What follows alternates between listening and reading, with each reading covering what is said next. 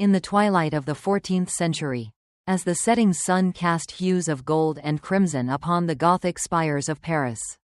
Few could have foreseen that Europe stood on the brink of the longest and most devastating conflict in its medieval history. The year was 1337, and across the English Channel, two kingdoms harbored grievances that would soon erupt into a conflagration lasting over a century. This is the story of the 100 Years' War, a conflict that, in reality, extended far beyond a century, consuming the lives of kings and commoners alike, profoundly reshaping the fabric of European civilization and spawning legends that continue to reverberate through the ages.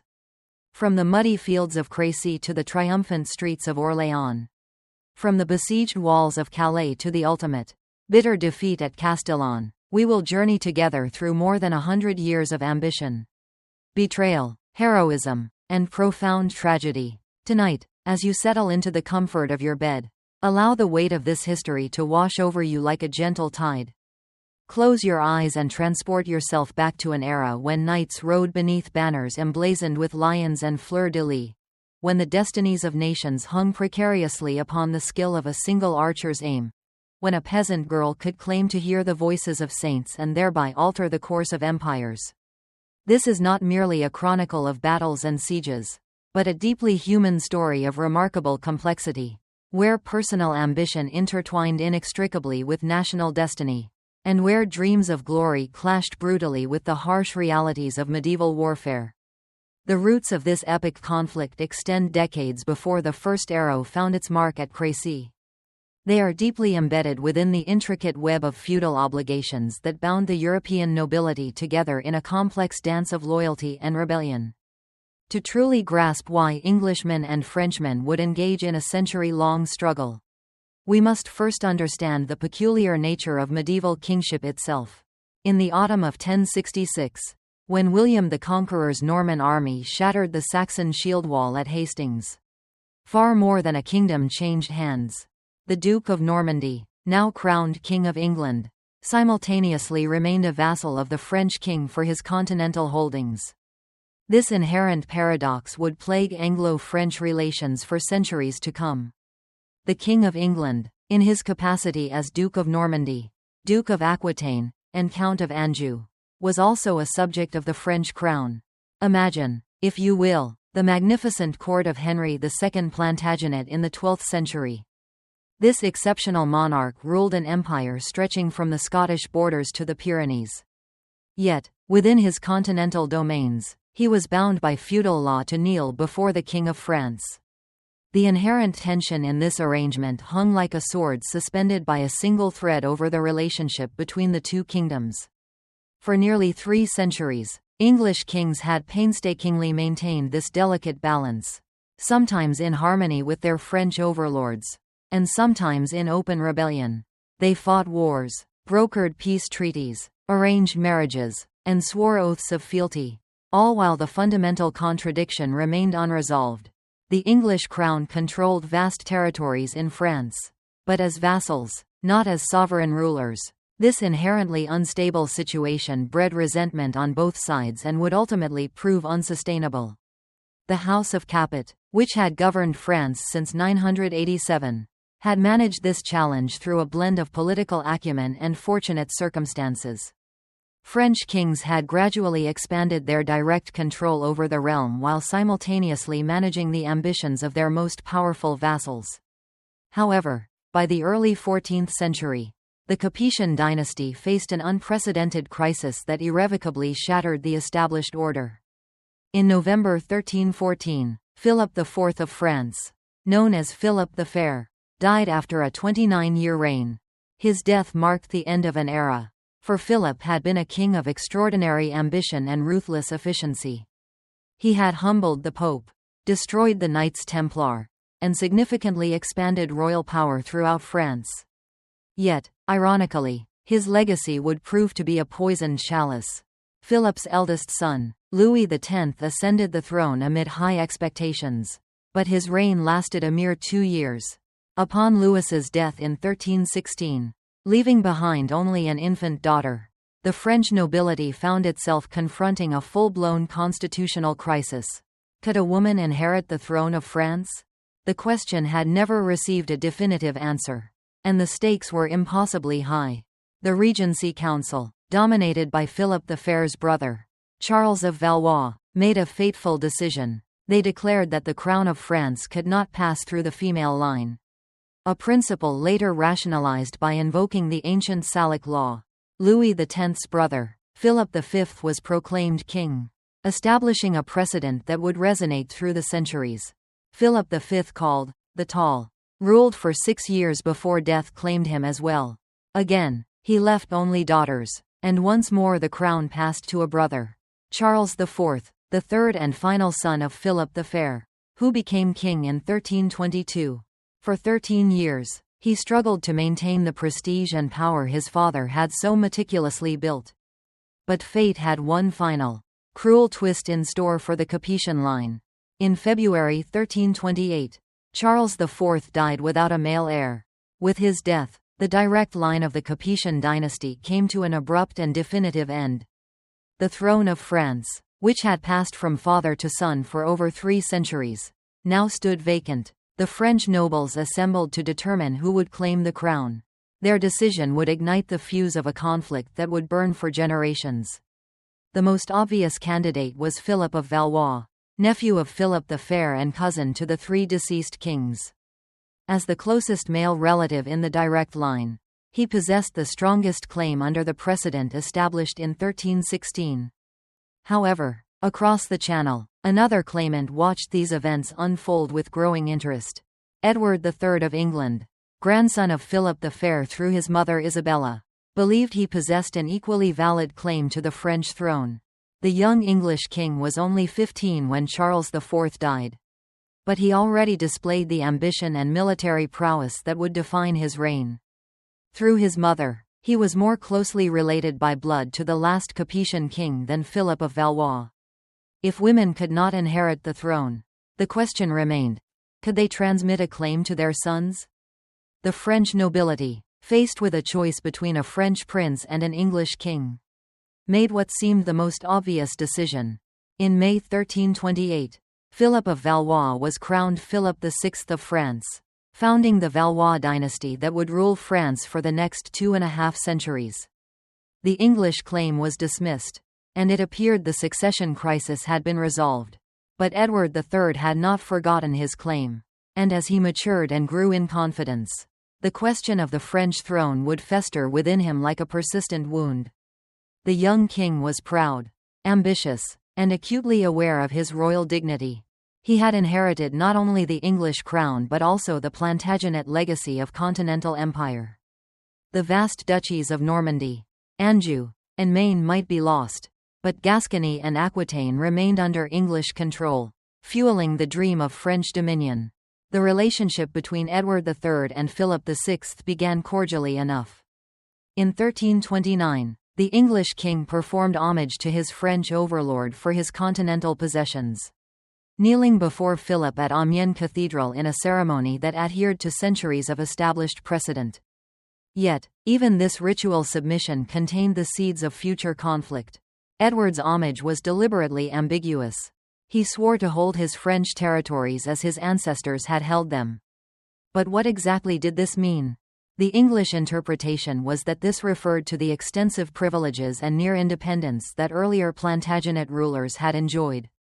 The French understanding, however, was that Edward was acknowledging himself as a vassal bound by the same obligations as any other French duke. This fundamental disagreement concerning the nature of English holdings in France would provide the immediate cause for war.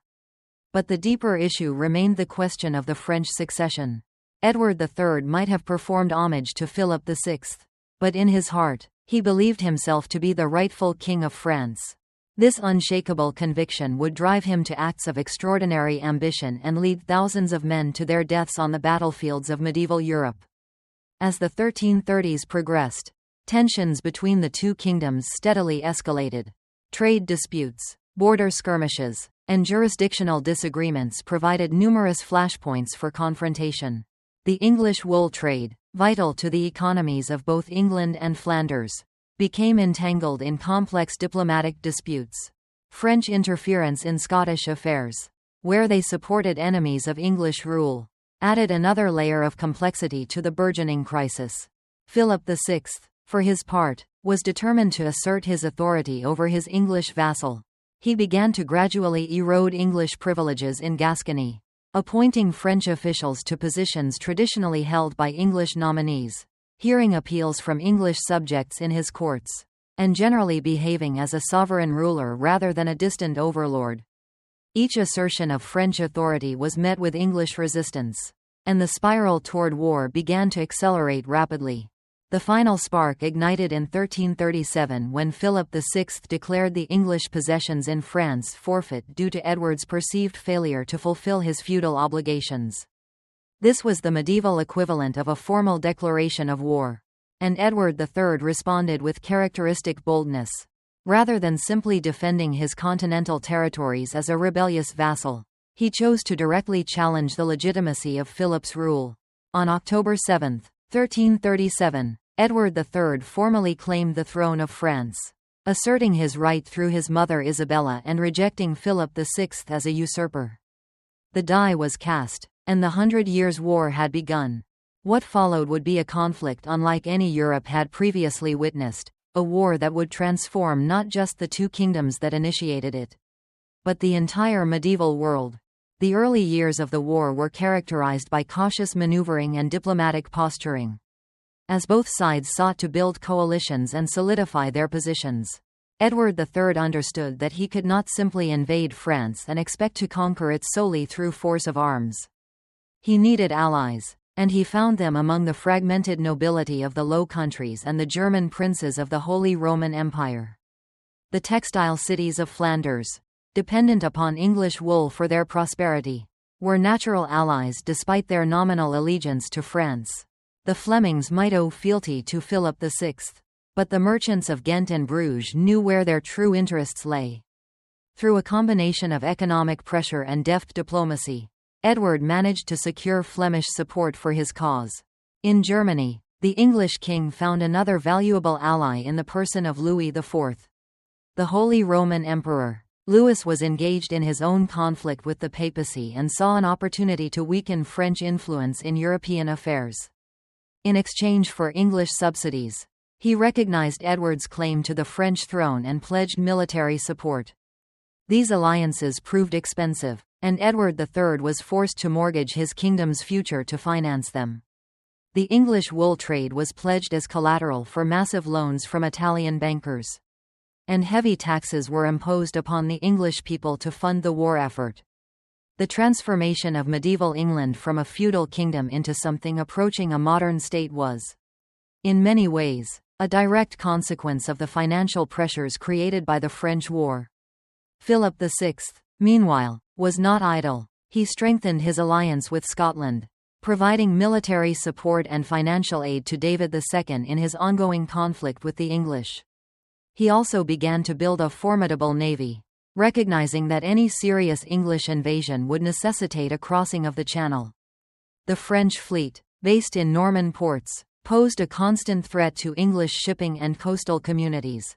The first major engagement of the war came not on land, but at sea. On June 24, 1340, English and French fleets clashed in battle off the Flemish port of Sluys.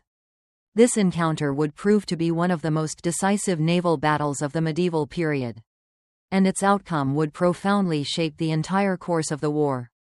The French fleet, commanded by Hugh Queret and Nicolas Behuchet, was formidable in size, numbering over 190 ships. They had chained their vessels together in the harbour of Sluys, creating what they believed to be an impregnable floating fortress. The English fleet, though smaller, was commanded by Edward III himself, and it carried a devastating new weapon that would revolutionize medieval warfare, the longbow. As the sun rose on that fateful morning, the English ships approached the French line with methodical precision. The French had arranged their vessels in 3 lines, with the largest ships in front and the smaller craft behind. It was a defensive formation designed to maximize their numerical advantage, but it also created a target that the English archers could scarcely miss. The battle commenced at 9 a.m. and raged for hours.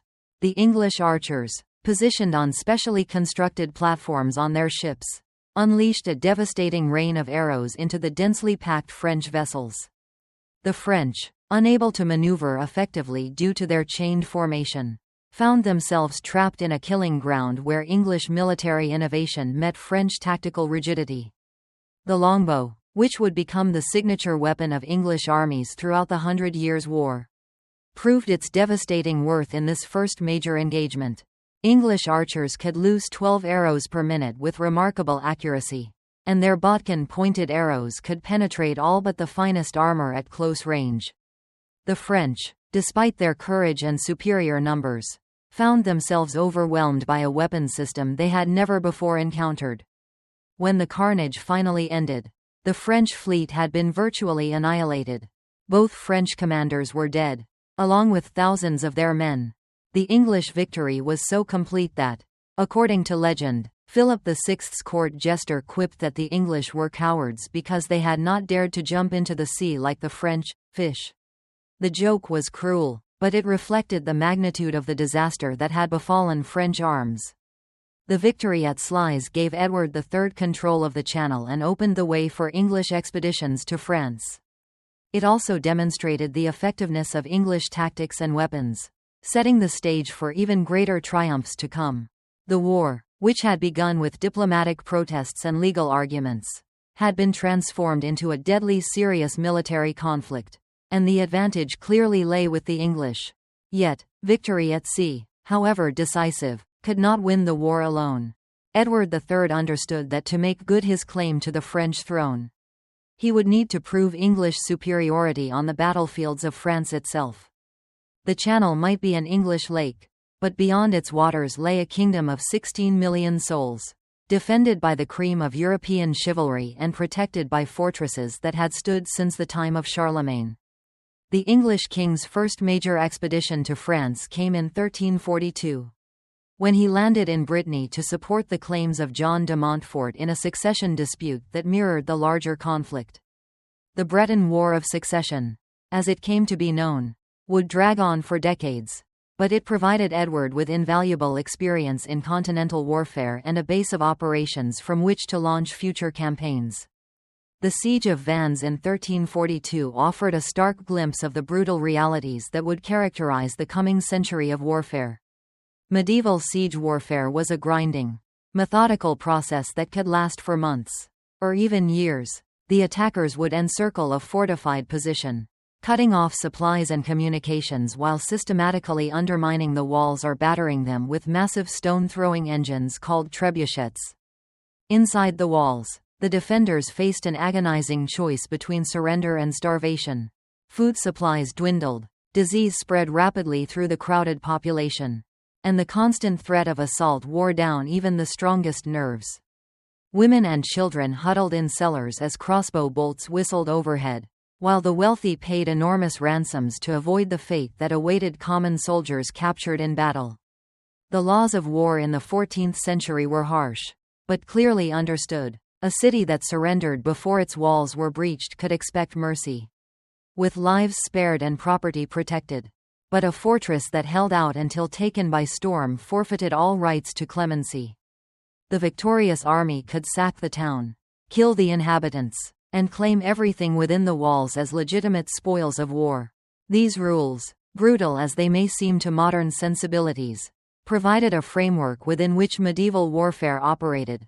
They encouraged swift surrender when resistance became hopeless, but they also ensured that every siege became a desperate gamble, where the stakes were measured not in gold or territory, but in human lives. The English forces that landed in Brittany were unlike any army France had previously encountered. The core of Edward's military machine was the English longbowman, a yeoman farmer trained from childhood in the use of his 6-foot weapon. These men could draw a bow with a pull weight of over 150 pounds, sending arrows with enough force to penetrate chainmail at 200 yards and cause significant damage to plate armor at closer ranges. But the longbow was more than just a weapon. It was an integral part of a tactical system that revolutionized medieval warfare. English armies fought in tight formations where men at arms and archers supported each other in carefully coordinated attacks. The archers would weaken enemy formations with devastating volleys, while the men at arms, many of them dismounted knights, would advance to finish the work with sword and lance. This tactical innovation reflected deeper changes in English society. The longbow required years of dedicated training to master, and only a prosperous yeomanry could afford the time and resources necessary to develop such skills. The English countryside, with its enclosed fields and thriving market towns, had produced a class of small farmers who were neither noble nor serf, but something entirely new in European society: citizens with both the means and the motivation to serve their king in war. The French response to English tactical innovations was hampered by the very social structure that had made France the most powerful kingdom in Europe. French knights, bred for individual combat and personal glory, found it difficult to adapt to the disciplined formations required by the new style of warfare. The ideals of chivalry, which emphasized courage, honor, and prowess in single combat, seemed almost antithetical to the methodical killing that characterized English tactics. Moreover, the French military system relied heavily on feudal obligations that were becoming increasingly obsolete. When Philip VI summoned his vassals to war, they were required to serve for only 40 days at their own expense. This limitation made it difficult to conduct prolonged campaigns or to maintain the constant training necessary for tactical innovation. The French army was magnificent in its individual components, but lacked the coherence and flexibility that would prove essential in the coming struggles. The Siege of Calais in 1346 would demonstrate both the strengths and limitations of English military power. After his stunning victory at Crécy, Edward III turned his attention to this vital Channel port, recognizing that its capture would provide England with a permanent foothold in France. The siege that followed would last 11 months and become one of the most famous episodes of the entire war. Calais was a formidable fortress, protected by massive walls and surrounded by marshes that made assault extremely difficult. The English were forced to completely invest the city, building their own fortified camp outside the walls and settling in for what they knew would be a long and expensive siege. The operation required enormous resources, as Edward had to maintain an army of perhaps 30,000 men in the field for nearly a year. The siege camps that surrounded Calais became temporary cities in their own right, complete with markets, churches, and workshops. English merchants followed the army, selling everything from weapons and armor to food and clothing. Prostitutes, settlers, and artisans created a bustling economy that served the needs of soldiers far from home. The Siege of Calais was not just a military operation but a massive logistical undertaking that strained the resources of both kingdoms. Inside the walls, the people of Calais faced the slow agony of starvation.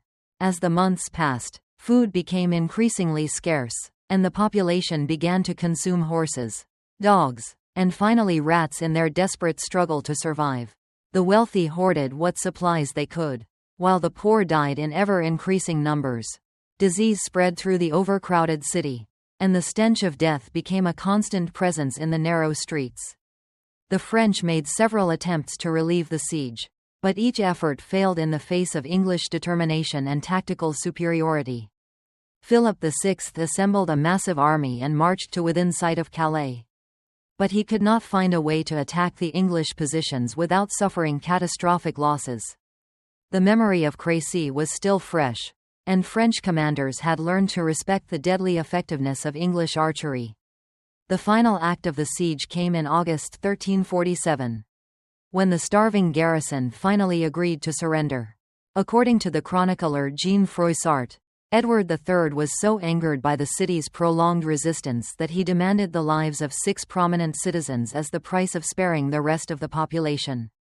The famous scene of the burghers of Calais walking barefoot and with ropes around their necks to meet their fate became one of the most iconic images of medieval warfare.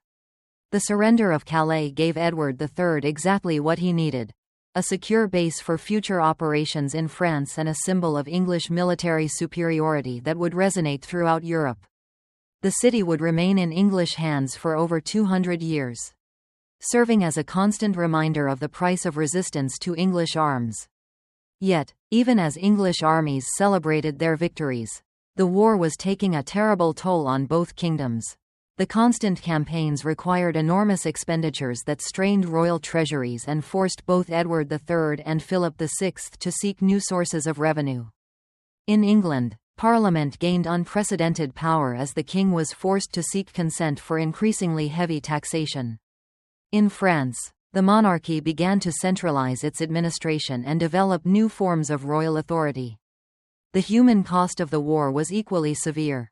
Thousands of soldiers died in battle or from disease, while countless civilians suffered from the disruption of trade and agriculture. The Great Plague, known as the Black Death, which swept across Europe in the late 1340s, may have been partially responsible for ending the first phase of the war. As both sides struggled to cope with demographic catastrophe, the plague years of 1347 to 1351 killed perhaps one-third of Europe's population, fundamentally altering the social and economic foundations of medieval society. In England, the shortage of labor led to rising wages and the breakdown of traditional feudal obligations. The Statute of Labourers, passed in 1351, represented a desperate attempt to maintain the old order in the face of revolutionary change. In France, the plague, combined with military defeats, created a crisis of royal authority. The Estates General, France's equivalent to the English Parliament, began to demand greater control over royal finances and policy. The merchant leader Étienne Marcel briefly seized control of Paris, while peasant revolts erupted across the seemingly stable kingdom of Philip the Fair was fracturing, tearing itself apart at the seams. The capture of King John II of France at the Battle of Poitiers in 1356 marked a dramatic downturn in French fortunes. The sight of a reigning monarch led away in chains by his English captors sent shockwaves throughout Europe, seemingly validating Edward III's claim to divine favor. The enormous ransom demanded for John's release, 3 million gold crowns, would cripple French finances for generations to come. However, even in defeat, the French began to formulate new strategies that would eventually alter the course of the war. Leaders like Bertrand du Guesclin recognized their inability to match the English in open battle, and instead opted for a strategy of attrition through guerrilla warfare and protracted sieges. This approach, characterized by avoiding large-scale engagements while simultaneously harassing English supply lines and isolated garrisons, proved increasingly effective as the conflict wore on. Meanwhile, the English discovered that their victories carried unforeseen burdens. Conquered territories necessitated garrisons and administrative structures, consuming resources that significantly diminished the war's perceived profits. The devastating chevauchées, large-scale raids across the French countryside, served to demonstrate English military power, but failed to establish the stable administration required for lasting conquest. By the close of the 14th century, the war had already endured far longer than anyone initially anticipated. Edward III's vision of a swift victory had yielded to a grueling conflict that devoured the resources of both kingdoms. The most dramatic events, however, were yet to unfold as a new generation of leaders would inherit the struggle, carrying it to unprecedented heights of both glory and tragedy, the reverberations of which would echo across the ages. The deaths of Edward III in 1377 and his French counterpart, Charles V in 1380 signaled the end of an era. Yet, the conflict that had defined their reigns would persist for many more decades. As the 14th century drew to a close, a new generation of rulers inherited not only their crowns but also the accumulated grievances and ambitions of their predecessors. The war, which began as a dynastic dispute between two aging kings, rapidly transformed into something far more complex and devastating. Richard II of England, Edward III's grandson, ascended to the throne as a mere 10-year-old boy, his reign overshadowed by the monumental legacy of his grandfather's military triumphs. The young king inherited an England profoundly altered by war, where Parliament had gained unprecedented influence through its control over military taxation, and where the social order was severely strained by significant demographic shifts and economic turmoil. The great victories at Crécy and Poitiers seemed distant memories as English forces struggled to maintain their continental holdings in the face of increasingly effective French resistance. Across the English Channel, Charles VI of France faced his own formidable challenges upon assuming power at the age of 11. The kingdom he inherited bore the visible scars of decades of defeat and devastation. Yet, it was also a realm that had learned valuable lessons from its setbacks. The French military, once shattered by English longbows, was slowly but surely rebuilding itself based on new principles, prioritizing discipline over individual heroism and strategic planning over reckless courage. The 1380s brought a temporary respite from major warfare as both kingdoms grappled with internal crises that threatened their very foundations. In England, the Peasants' Revolt of 1381 witnessed common farmers and labourers marching on London, demanding an end to serfdom and the heavy taxation that fueled the war in France. The rebels, led by figures like Wat Tyler and John Ball, captivated the oppressed with their radical vision of social equality. However, their movement was ultimately crushed through a combination of royal deception and brutal noble violence. This revolt starkly revealed the deep societal fissures created by decades of warfare. The yeoman archers who had achieved glory at Crécy and Poitiers returned home to find their traditional way of life threatened by economic forces they barely understood. The Black Death had disrupted labor markets, creating opportunities for social mobility that challenged the rigid hierarchies of feudal society. Yet, the profits of war enriched the nobility while the costs disproportionately burdened the common people who provided the soldiers and paid the taxes. In France, the challenges were distinct yet equally dire. The kingdom, once unified under the Capetian monarchy, fragmented into competing power centers as powerful nobles asserted their independence from royal authority. The Dukes of Burgundy, Orléans, and Berry carved out virtually independent principalities, while the English maintained their hold on Calais and the remnants of Aquitaine. The young Charles VI, upon reaching maturity, displayed glimpses of the military prowess that had once made his ancestors feared throughout Europe. However, his reign would be irrevocably overshadowed by a personal tragedy that plunged France into decades of devastating civil war. The king's descent into madness, beginning in 1392, created a power vacuum that ambitious nobles eagerly sought to fill. The Duke of Orléans, the king's brother, and the Duke of Burgundy, his cousin, emerged as leaders of rival factions that would tear the kingdom apart. The Armagnac-Burgundian Civil War, as it became known, proved even more destructive than the English invasions, as Frenchmen fought Frenchmen with a ferocity that shocked contemporary observers. The Burgundian faction, led by John the Fearless, controlled the wealthy Low Countries and the prosperous cities of northern France. Their wealth stemmed from the lucrative cloth trade that linked English wool to continental markets, creating economic ties that transcended national boundaries. The Armagnacs, centered around the court in Paris and the southern provinces, claimed to represent royal authority and French national interests. However, their power rested on an increasingly precarious foundation as the kingdom's resources were consumed by relentless warfare. The assassination of Louis d'Orléans in 1407, orchestrated by John the Fearless, marked the point of no return in the French Civil War. This brutal murder of the king's brother on the streets of Paris demonstrated the complete collapse of kinship and feudal loyalties under the immense pressure of decades of conflict. France, once the most powerful kingdom in Europe, was consumed by an orgy of violence, leaving it vulnerable to foreign conquest.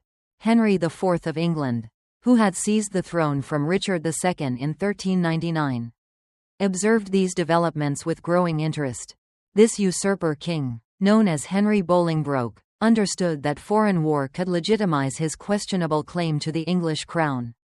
The French Civil War presented an opportunity that no English monarch could ignore, the chance to renew the conquest of France at a moment when the kingdom was hopelessly fractured and unable to offer effective resistance. However, Henry IV's reign was dominated by the challenge of establishing his dynasty's legitimacy in the face of persistent rebellion. The Percy family, once his staunchest supporters, turned against him when they realized his promises of reward would not be kept. The Welsh revolt led by Owain Glyndŵr created a second front that drained English resources and underscored the limitations of royal authority. Even the Church, traditionally a pillar of royal authority, was divided by the Great Schism, with rival popes in Rome and Avignon competing for legitimacy. The Battle of Shrewsbury in 1403 epitomized the confused loyalties and bitter divisions that characterized this era. Henry IV faced an army led by Henry Percy, nicknamed Hotspur, who had once been his closest ally. The battle was not fought between English and French, but between opposing visions of England's future. Hotspur's death in the fighting removed the rebellion's most charismatic leader, but it failed to heal the deeper wounds that fractured the kingdom. The young Prince Henry, the future Henry V, learned valuable lessons from his father's struggles. The future king understood that royal authority rested not merely on hereditary right, but also on demonstrated competence and military success. His campaigns in Wales against Glyndŵr provided invaluable experience in the harsh realities of medieval warfare, while his involvement in government offered him insight into the administrative challenges facing any monarch attempting to rule both England and France. The death of Henry IV in 1413 brought to the throne a king who combined the military genius of Edward III with a keener understanding of the political realities of the 15th century. Henry V inherited a kingdom transformed by decades of war and profound social upheaval. However, he also possessed advantages his predecessors lacked. The French Civil War had reached a new peak of intensity, creating opportunities for intervention that a skilled commander could exploit. The young king's first challenge was to unify his fractured kingdom behind a renewed war effort. The Lollard Rising of 1414, led by Sir John Oldcastle, threatened to combine religious dissent with political rebellion in a movement that could have destroyed the Lancastrian dynasty. Henry's swift and merciless suppression of this revolt demonstrated the iron will that would define his reign. However, it also revealed the fragility of royal authority in an era of rapid social change. The preparations for Henry's invasion of France were unprecedented in their scale and ambition. The king understood that success would require not only military excellence but also diplomatic skill, substantial financial resources, and broad popular support. Parliament, now accustomed to its role in approving war taxation, granted generous subsidies in exchange for promises of conquest and lucrative spoils. The Church contributed both funds and moral authority, framing the war as a just cause sanctioned by God. The technological innovations evident in Henry's army reflected the evolving nature of warfare itself. Cannon, still rudimentary but increasingly effective, joined the traditional siege engines that had dominated medieval battlefields. The longbow remained the signature weapon of English forces, but it was now supplemented by crossbows and early firearms, highlighting the growing importance of professional soldiers over feudal levies. The diplomatic revolution that preceded Henry's invasion was equally significant. The Treaty of Canterbury, signed with the Duke of Burgundy in 1416, secured English control of the Channel and ensured Burgundian neutrality in the upcoming conflict. This alliance with Burgundy, cemented by promises of territorial concessions and commercial privileges, proved crucial to English success in the subsequent campaigns. The Siege of Harfleur in 1415 marked the beginning of Henry's conquest of France, but also demonstrated the immense challenges facing any invading army. The heavily fortified port city controlled access to the Seine Valley and the road to Paris, making its capture essential to English strategic objectives. Yet, the siege consumed precious time and resources, while disease ravaged the English ranks, reducing Henry's army by perhaps one-third before the city finally surrendered. The victory at Harfleur was costly but symbolically crucial. Henry V had succeeded where his predecessors had failed, establishing a secure base for English operations in Normandy. The brutal treatment of the city's defenders, who were expelled from their homes and replaced by English colonists, sent a clear message regarding the price of resisting English arms. This was not merely a raid for plunder, but the beginning of a systematic conquest that would dramatically reshape the political landscape of Western Europe. The march to Calais that followed the siege of Harfleur was intended as a strategic retreat, but it would become the prelude to the most celebrated English victory of the entire war. Henry's depleted army, reduced by disease and combat to perhaps 6,000 men, found itself confronting a French force that may have numbered 25,000. The ensuing encounter would once again showcase the deadly effectiveness of English tactical innovation and the persistent weaknesses of French military organization. The field of Agincourt, a muddy plain between two woods near the village of the same name, would witness one of the most lopsided victories in military history. The French army, confident in its overwhelming numerical superiority, deployed in the traditional formation that had served medieval armies for centuries. Knights and men-at-arms formed the core of their battle line, while crossbowmen and other infantry provided support. It was a magnificent display of medieval chivalry, but it was also a tactical anachronism that would prove disastrously vulnerable to English methods. Henry V's deployment revealed the lessons that English commanders had learned from decades of continental warfare. His army formed a narrow line between the woods, with dismounted men-at-arms in the center and longbowmen on the flanks. Stakes driven into the ground protected the archers from cavalry charges, while the confined battlefield negated French numerical superiority. It was a defensive formation designed to maximize English advantages while exploiting French weaknesses. The battle began with a thunder of hooves as French cavalry charged the English line. But the attack dissolved into chaos as horses impaled themselves on the defensive stakes or were brought down by the devastating arrow storm. The French men-at-arms, weighed down by heavy armor and struggling through the mud, became easy targets for English archers shooting at point-blank range. The slaughter was methodical and terrible, as the cream of French chivalry perished in the October mud. The aftermath of Agincourt was as significant as the battle itself. The English victory was so complete that it seemed to confirm divine favor for Henry's cause. While the French losses were catastrophic, thousands of nobles died in the fighting, including the Constable of France and many of the kingdom's most experienced military leaders. The ransom payments demanded for the survivors would cripple French finances for years to come, while the psychological impact of the defeat would haunt French arms for generations. Yet, Agincourt was not the end of the war, but merely the beginning of a new phase. Henry V understood that a single victory, however spectacular, could not guarantee the conquest of France. The systematic reduction of Norman fortresses that followed demonstrated the king's grasp of strategic reality.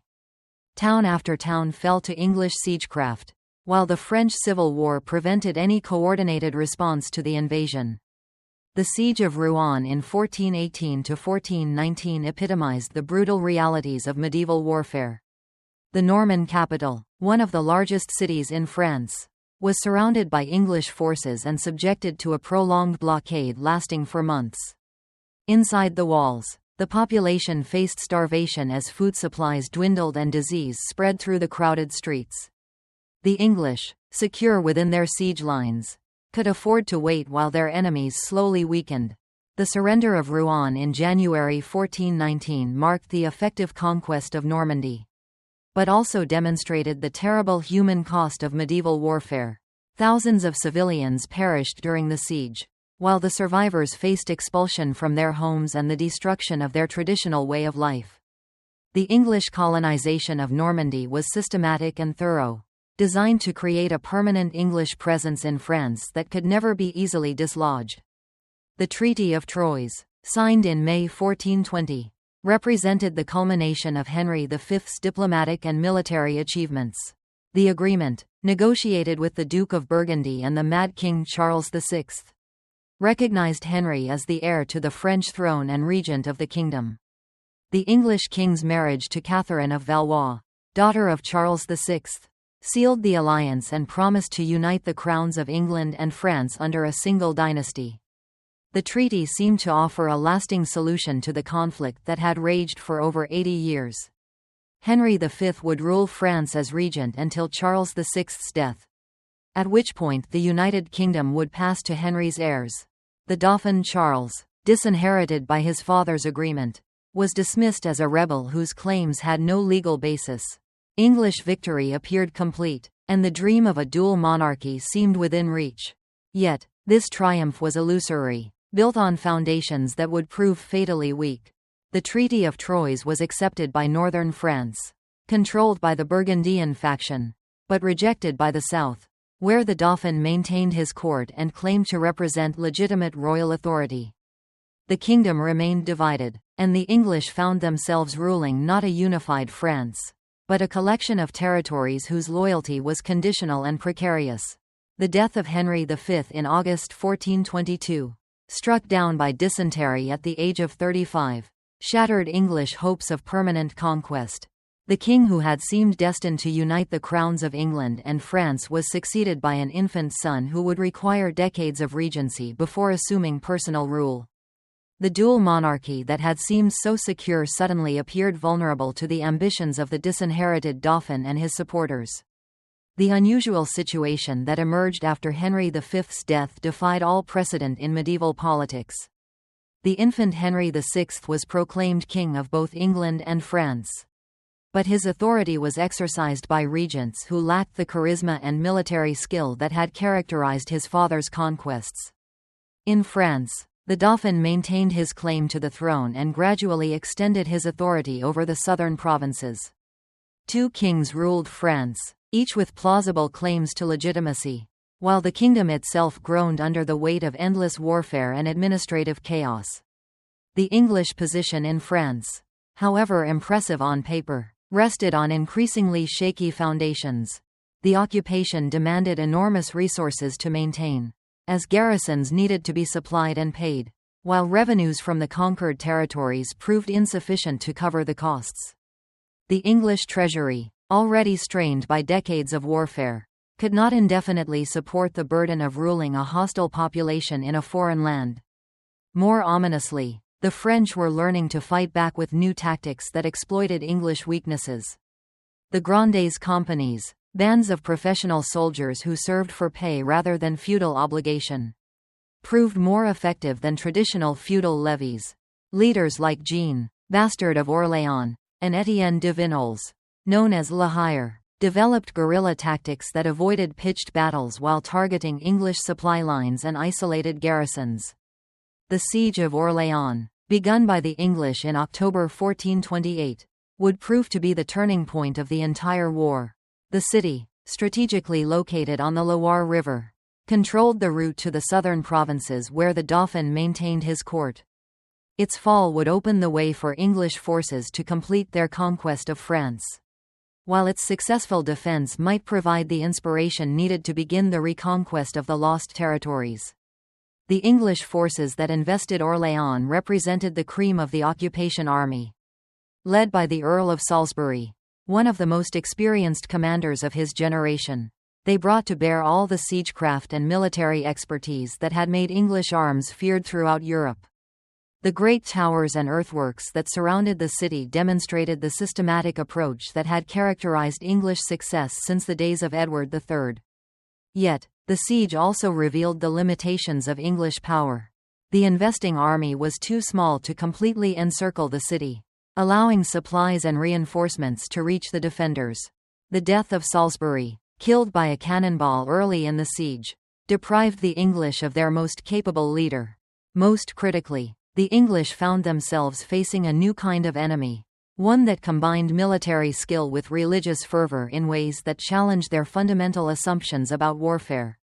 The arrival of Joan of Arc at the court of the Dauphin in February 1429 marked the beginning of the most extraordinary chapter in the entire history of the Hundred Years' War. The peasant girl from Domremy, who claimed to have received visions from Saints Michael, Margaret, and Catherine, represented something unprecedented in medieval politics, a commoner who claimed direct divine inspiration and the authority to challenge the established order. Joan's message was simple but revolutionary. God had chosen her to drive the English from France and see the Dauphin crowned in Reims Cathedral as the rightful king. The voices of the saints, she claimed, had revealed to her the divine will that France should be free and united under its legitimate ruler. It was a message that resonated powerfully with a population that had suffered under foreign occupation and civil war for decades. The theological implications of Joan's claims were profound and unsettling. If God truly spoke through this young peasant woman, then the English occupation was not only politically illegitimate but morally wrong. The Treaty of Troyes, which had seemed to provide legal justification for English rule, could be dismissed as a human document that contradicted divine will. The war, which had begun as a dynastic dispute over feudal rights, was transformed into a holy struggle between good and evil. The Dauphin's court, desperate for any advantage that might turn the tide of war, was willing to gamble on Joan's extraordinary claims. After subjecting her to theological examination and tests of her virtue, they provided her with armor, a military household, and the authority to accompany the relief expedition to Orléans. The young woman, who had never witnessed a battle, was entrusted with a role that could determine the fate of the kingdom. The transformation of the siege of Orléans began almost immediately after Joan's arrival. The English, who had seemed on the verge of victory, suddenly found themselves facing an enemy energized by religious conviction and inspired by the belief that God himself had joined their cause. The French attacks, which had previously been hesitant and poorly coordinated, became fierce and sustained as soldiers fought with the fervor of crusaders. The English response to Joan's presence revealed the psychological dimensions of medieval warfare. Soldiers who had fought with confidence against conventional enemies found themselves unnerved by an opponent who claimed divine protection. The longbow, which had dominated battlefields for decades, seemed less effective against enemies who believed themselves shielded by heavenly power. The rational calculations that had guided English strategy gave way to superstition and fear. The lifting of the Siege of Orléans in May 1429 marked the beginning of the English collapse in France. The city that had seemed certain to fall was not only saved but became the launching point for a French offensive that would reclaim much of the occupied territory. Joan's presence at the relief of the city transformed a military victory into a spiritual triumph that inspired French resistance throughout the kingdom. The march to Reims that followed demonstrated the revolutionary impact of Joan's mission. Town after town surrendered to the advancing French army, not because they were militarily compelled to do so, but because they recognized the legitimacy of the Dauphin's cause. The coronation of Charles VII in Reims Cathedral on July 17, 1429, with Joan standing beside the throne, marked the symbolic restoration of French royal authority and the beginning of the end for English hopes of permanent conquest. The ceremony at Reims Cathedral was more than a political event, it was a spiritual earthquake that reverberated throughout medieval Europe. As Charles VII knelt before the altar where generations of French kings had received their sacred anointing, the very foundations of the English claim to France began to crumble. The holy oil that touched his brow carried with it the weight of divine legitimacy, transforming a disputed dauphin into an anointed king blessed by God himself.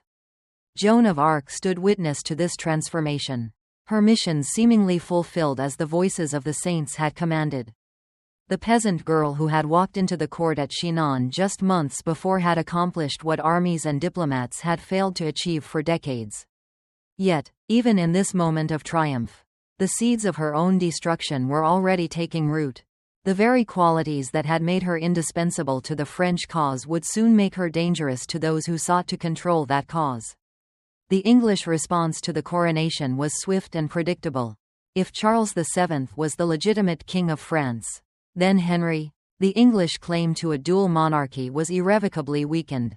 The young English king was hastily brought to Paris for his coronation, a ceremony lacking the sacred weight of Reims, yet serving to uphold the pretense of English legitimacy. These two coronations, mere months apart, starkly symbolized the deep division that would plague France for years to come. However, the military situation remained dynamic despite these symbolic English setbacks. The English still controlled significant territories in northern France, including the crucial port of Calais and the prosperous provinces of Normandy and Picardy. Their armies, though battered by recent defeats, retained the tactical advantage that had previously made them the masters of European battlefields. The war was far from concluded, and the seasoned English commanders, veterans of decades of continental warfare, were not easily dissuaded by religious fervor or royal pageantry. The Duke of Bedford, regent of France for the young Henry VI, fully grasped the challenge Joan of Arc's mission posed to English dominion. A man of considerable military and administrative talent, Bedford had skillfully maintained English authority in France throughout the tumultuous years following Henry V's death. He recognized that Joan was not merely a military leader, but a potent symbol of French resistance that had to be neutralized if English rule were to endure. The Siege of Compiègne in May 1430 presented Bedford with the opportune moment he had been awaiting. Joan, leading a sortie from the besieged city, was captured by Burgundian forces allied with the English. The girl who had claimed divine protection found herself a prisoner, her purported voices silenced as she confronted the harsh realities of medieval political maneuvering. The capture was more than a military triumph. It was a significant propaganda victory that the English were determined to exploit fully. The decision to try Joan for heresy, instead of treating her as a prisoner of war, revealed the English's acute awareness of the theological dimensions of their conflict. If Joan could be convincingly portrayed as a witch or heretic, her victories could be dismissed as the work of the devil, rather than God. The French king she had crowned would then be exposed as a usurper aided by demonic forces, thereby justifying English rule as the defense of Christian orthodoxy against supernatural evil. The trial that unfolded in Rouen during the winter of 1430–1431 was a masterful display of medieval legal and theological manipulation. The English assembled a court of learned clerics, led by Pierre Cauchon, Bishop of Beauvais, who understood the political objectives while maintaining the outward appearance of ecclesiastical justice. The proceedings were carefully orchestrated to appear legitimate while guaranteeing a predetermined outcome favorable to English interests. Joan's defense during the trial showcased the exceptional character that had fueled her remarkable mission. Confronted by the most erudite theologians of her time, the unlettered peasant girl held her own through a combination of sharp common sense and unwavering faith. When questioned about her assurance of being in God's grace, she replied with devastating simplicity, "If I am not, may God put me there; if I am, may God keep me there." This answer, which could have been construed as heretical if delivered less skillfully, demonstrated a profound understanding of divine mystery that impressed even her adversaries. The political implications of Joan's trial extended far beyond the fate of a single prisoner. The English were, in essence, putting God on trial, asserting that the divine revelations she had received were fabrications, and that her mission was the work of Satan. If they could persuade the world of Joan's heresy, French resistance would be exposed as a diabolic rebellion against legitimate authority. The stakes were impossibly high for both sides. The execution of Joan of Arc on May 30, 1431, in the marketplace of Rouen, marked a pivotal moment in the war, although not in the manner the English had anticipated. The sight of the young woman burning at the stake, invoking Jesus as the flames consumed her, created a martyrdom that would inspire French resistance for generations. The English had achieved a tactical victory, but suffered a strategic defeat that would prove irreversible. The immediate aftermath of Joan's death initially appeared to confirm English calculations.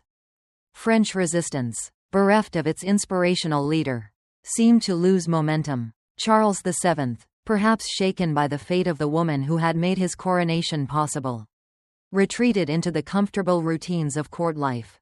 The war settled into a pattern of sporadic campaigns and inconclusive sieges, favoring the English defensive posture. Yet, beneath the surface, fundamental shifts were altering the very nature of the conflict. The French military was undergoing a significant revolution in organization and tactics that would eventually prove decisive. Professional soldiers, trained and equipped according to new standards, were gradually replacing the feudal levies that had proven so vulnerable to English archery. Artillery, though still rudimentary, was becoming increasingly effective, shifting the dynamics of siege warfare in a way that favored the side possessing superior resources and industrial capacity. The Congress of Arras in 1435 marked another crucial turning point in the diplomatic history of the war. English, French, and Burgundian delegations convened in the Flemish city to explore the possibility of a comprehensive peace settlement. Negotiations revealed how dramatically the balance of power had shifted since the Treaty of Troyes 15 years earlier. The English, no longer able to dictate terms from a position of strength, found themselves increasingly isolated as their former allies reconsidered their alliances. The reconciliation between Charles VII and Philip the Good, Duke of Burgundy, shattered the coalition that had enabled English success. The Treaty of Arras, signed on September 21, 1435, formally dissolved the Burgundian alliance with England and restored French unity after decades of civil war. The Duke of Burgundy, sensing the waning of English power, opted to align himself with the ascendant French monarchy rather than the declining fortunes of the Lancastrian dynasty. The death of the Duke of Bedford in the same year deprived the English of their most capable administrator and military leader. Bedford's combination of political acumen and military competence had held the English position in France together during the occupation's most challenging period. His successors, lacking his authority and experience, struggled to maintain English control over territories demanding constant vigilance and substantial resources to defend. But the transformation of the French military system under the direction of skilled commanders like Arthur de Richemont and Jean Bureau represented a revolution in medieval warfare. The new French armies combined the tactical innovations of the English with improvements in organization and equipment reflecting the kingdom's growing administrative capacity. Professional soldiers trained in the use of firearms and artillery formed the core of a force that could now match English tactical superiority. The development of effective French artillery proved particularly significant in altering the strategic balance. The powerful cannons emerging from French foundries in the 1440s could reduce even the strongest fortifications to rubble in a matter of days, rather than months. The English, whose defensive strategy relied on controlling fortified positions, found themselves vulnerable to a form of warfare that their own tactical innovations had inadvertently helped create. The gradual reconquest of Normandy, beginning in 1449, demonstrated the effectiveness of these French innovations. Town after town fell to French forces equipped with superior artillery and driven by the prospect of liberation from foreign rule. The English garrisons, isolated and outnumbered, could offer only minimal resistance to enemies possessing both the means and the resolve to complete their conquest. The Siege of Caen in 1450 epitomized the reversal of fortune that had transformed the war. The city that had fallen to Henry V in 1417 after a brief siege now withstood French forces for barely a week. The great walls that had once safeguarded English rule crumbled before French cannons, while the population that had once welcomed English liberation now celebrated their departure. The occupation, once seemingly permanent, proved as fragile as the political calculations that had birthed it. The Battle of Formigny, fought on April 15, 1450, marked the effective end of English power in Normandy. The English army, still deployed in the traditional formation that had yielded victories at Crécy and Agincourt, found itself overwhelmed by French forces that skillfully combined traditional cavalry charges with devastating artillery bombardments. The longbow, which had dominated European battlefields for over a century, proved inadequate against enemies who understood its limitations and possessed the means to exploit them. The fall of Cherbourg in August 1450 completed the French reconquest of Normandy and ended over 30 years of English occupation. The great fortress that had guarded the English position in northern France surrendered after a brief siege. Its garrison allowed to depart with honor, but forbidden to return. The English colonists who had settled in Normandy during the occupation faced a choice between exile and submission to French rule. And most chose to abandon the homes they had built in favor of uncertain futures across the Channel. The loss of Normandy dealt a catastrophic blow to English prestige and finances. The revenues from the occupied territories had helped fund the war effort, while the strategic location of Norman ports had provided secure bases for English operations. More importantly, the collapse of English rule in Normandy demonstrated that Henry V's conquests were not permanent and that French resistance could ultimately prevail over English arms. The English response to the loss of Normandy revealed the fundamental weakness of their position. Parliament, which had funded decades of continental warfare through heavy taxation, was no longer willing to provide the resources necessary for reconquest. The English people, exhausted by generations of conflict and impoverished by the costs of war, demanded peace and the restoration of normal trade relations. The dream of a dual monarchy that had driven English policy for over a century was finally acknowledged as an impossible fantasy. The final English stronghold in Aquitaine, centered on the port city of Bordeaux, represented the last vestige of the Plantagenet continental empire. The duchy, which had been under English rule for 3 centuries, possessed a unique character that blended English administration with Gascon culture. The wine trade that connected Bordeaux to London had fostered economic ties that transcended national boundaries, while the local nobility had developed genuine loyalty to the English crown.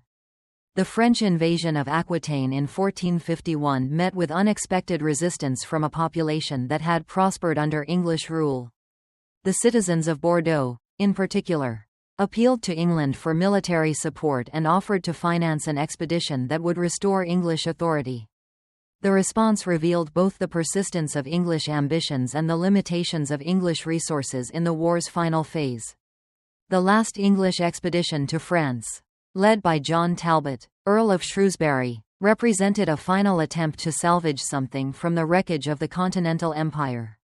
Talbot, one of the most experienced English commanders of his generation, understood that the mission was likely hopeless.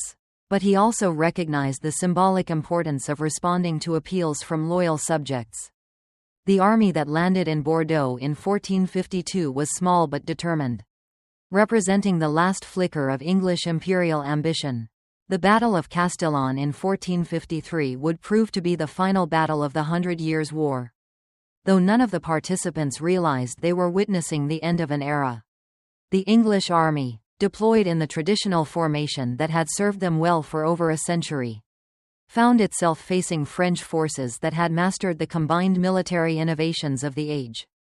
Artillery, firearms, and disciplined infantry worked together in a tactical system that represented the future of European warfare. The death of John Talbot in the fighting at Castillon marked the end of an era in more than one way.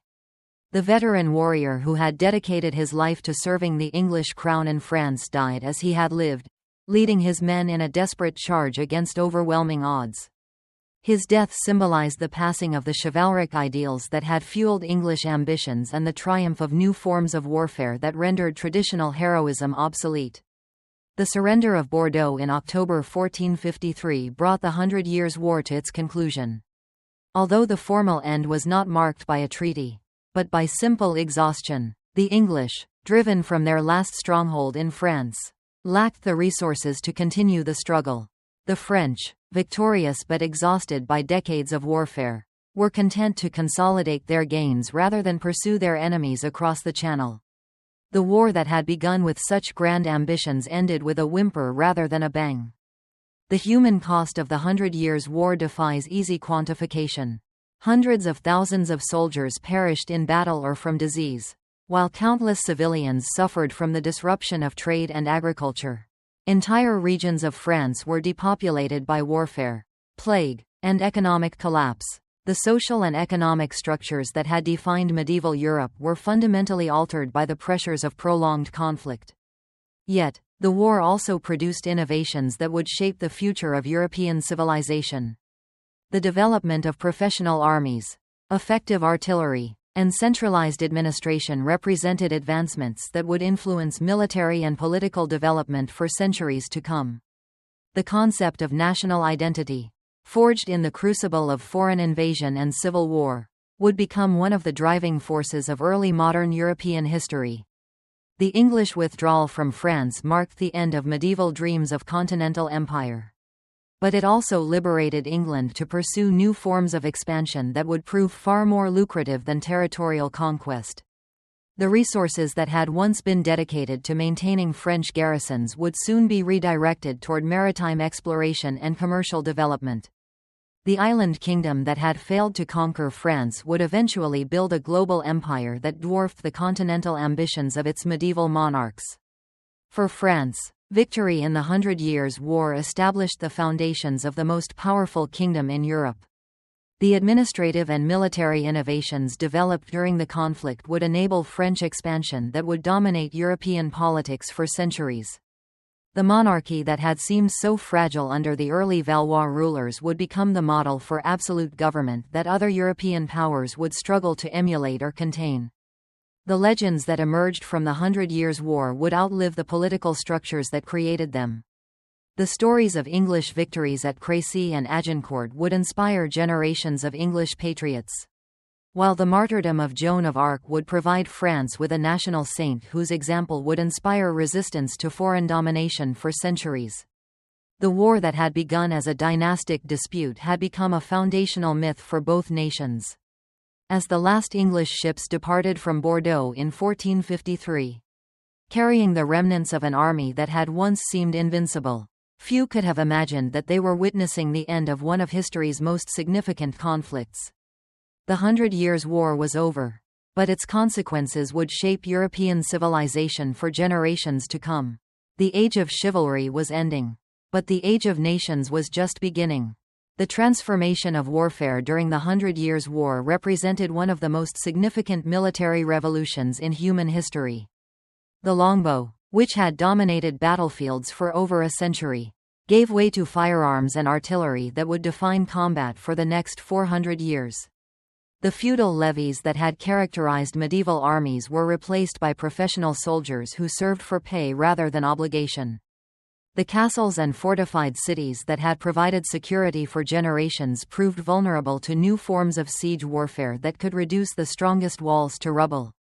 The economic impact of the war was equally profound. The constant demands of military finance had transformed both kingdoms, creating new forms of taxation and administration that would survive long after the conflict ended. The English Parliament gained unprecedented power through its control of war finances, while the French monarchy developed the bureaucratic apparatus that would enable absolutist government. The war that had begun in the feudal age had ended in the early modern period. And neither kingdom would ever be quite the same. The social changes produced by the 100 Years' War were perhaps the most enduring of all. The rigid hierarchies of medieval society had been shattered by the demands of military service and the opportunities created by warfare. Common soldiers could rise to positions of authority, while great nobles could fall from grace through defeat or political miscalculation.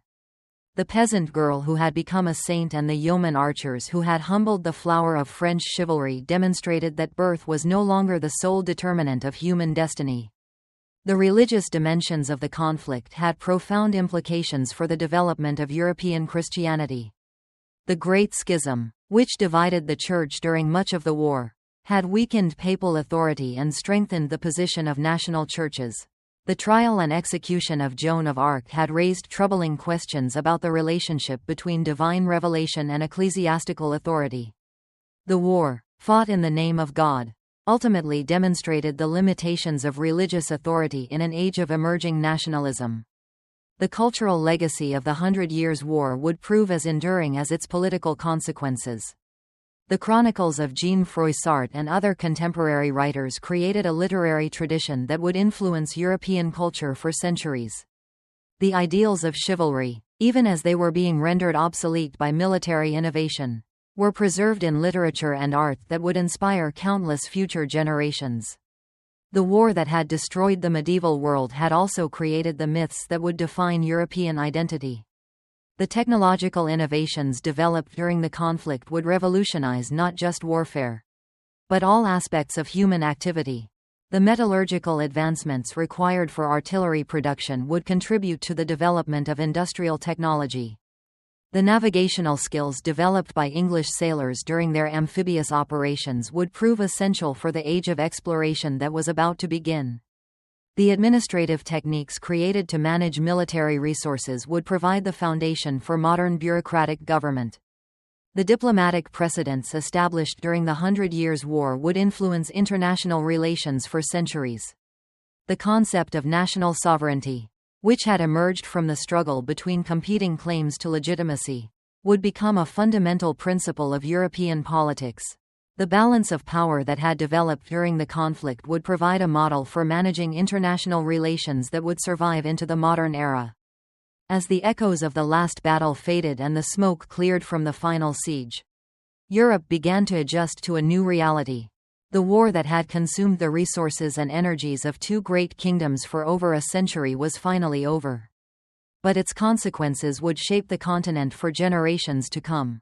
The medieval world, with its feudal obligations and chivalric ideals, was dying, but from its ashes would rise the modern world of nation-states and professional armies that would dominate the next phase of European history. The transformation was neither sudden nor complete. Elements of the old order would persist for centuries, while innovations developed during the war would take decades to reach their full potential. Yet, the fundamental change was irreversible. The 100 Years' War had not merely ended a conflict between two kingdoms, it had ended an entire era of human history and begun another. The age of chivalry was dead, and the age of nations had begun. The silence that followed the fall of Bordeaux was not the peaceful quiet of a world at rest, but the exhausted stillness of a civilization that had bled itself white in pursuit of impossible dreams. As the last English banners disappeared beyond the horizon, France stood victorious but scarred, a kingdom that had paid for its triumph with the lives of generations and the devastation of provinces that had once been the envy of Europe. The war's end brought no immediate celebration, no grand ceremonies to mark the restoration of French sovereignty. Instead, there was the grim business of rebuilding a realm that had been torn apart by more than a century of conflict. Villages that had been burned and rebuilt a dozen times lay in ruins, their populations scattered or dead. Fields that had once fed the cities lay fallow, their furrows filled with the bones of soldiers whose names would never be recorded in any chronicle. Charles VII, now truly king of all France rather than merely the disputed claimant he had been for so long, faced challenges that would have daunted even the most capable ruler. The kingdom he had finally secured was a patchwork of devastated territories, each with its own particular wounds from the long years of warfare. Normandy, liberated from English rule but economically shattered, required the complete reconstruction of its administrative and commercial systems. The Loire Valley, though it had remained largely under French control, bore the scars of countless raids and sieges that had disrupted its agricultural productivity. The demographic catastrophe that had befallen France during the war years was perhaps the most severe challenge facing the restored monarchy. The Black Death, which had swept through Europe in the middle of the 14th century, had been followed by recurring outbreaks of plague that had decimated urban populations. The constant warfare had claimed not just soldiers, but the farmers and craftsmen whose labor sustained civilization itself. Entire regions that had once supported thriving communities now lay empty, their surviving inhabitants clustered in fortified towns that had become islands of life in a sea of desolation. The economic disruption caused by the war had fundamentally altered the structure of French society. The old feudal relationships, already strained by the demands of military service and the need for ready cash to fund armies, had in many cases simply collapsed.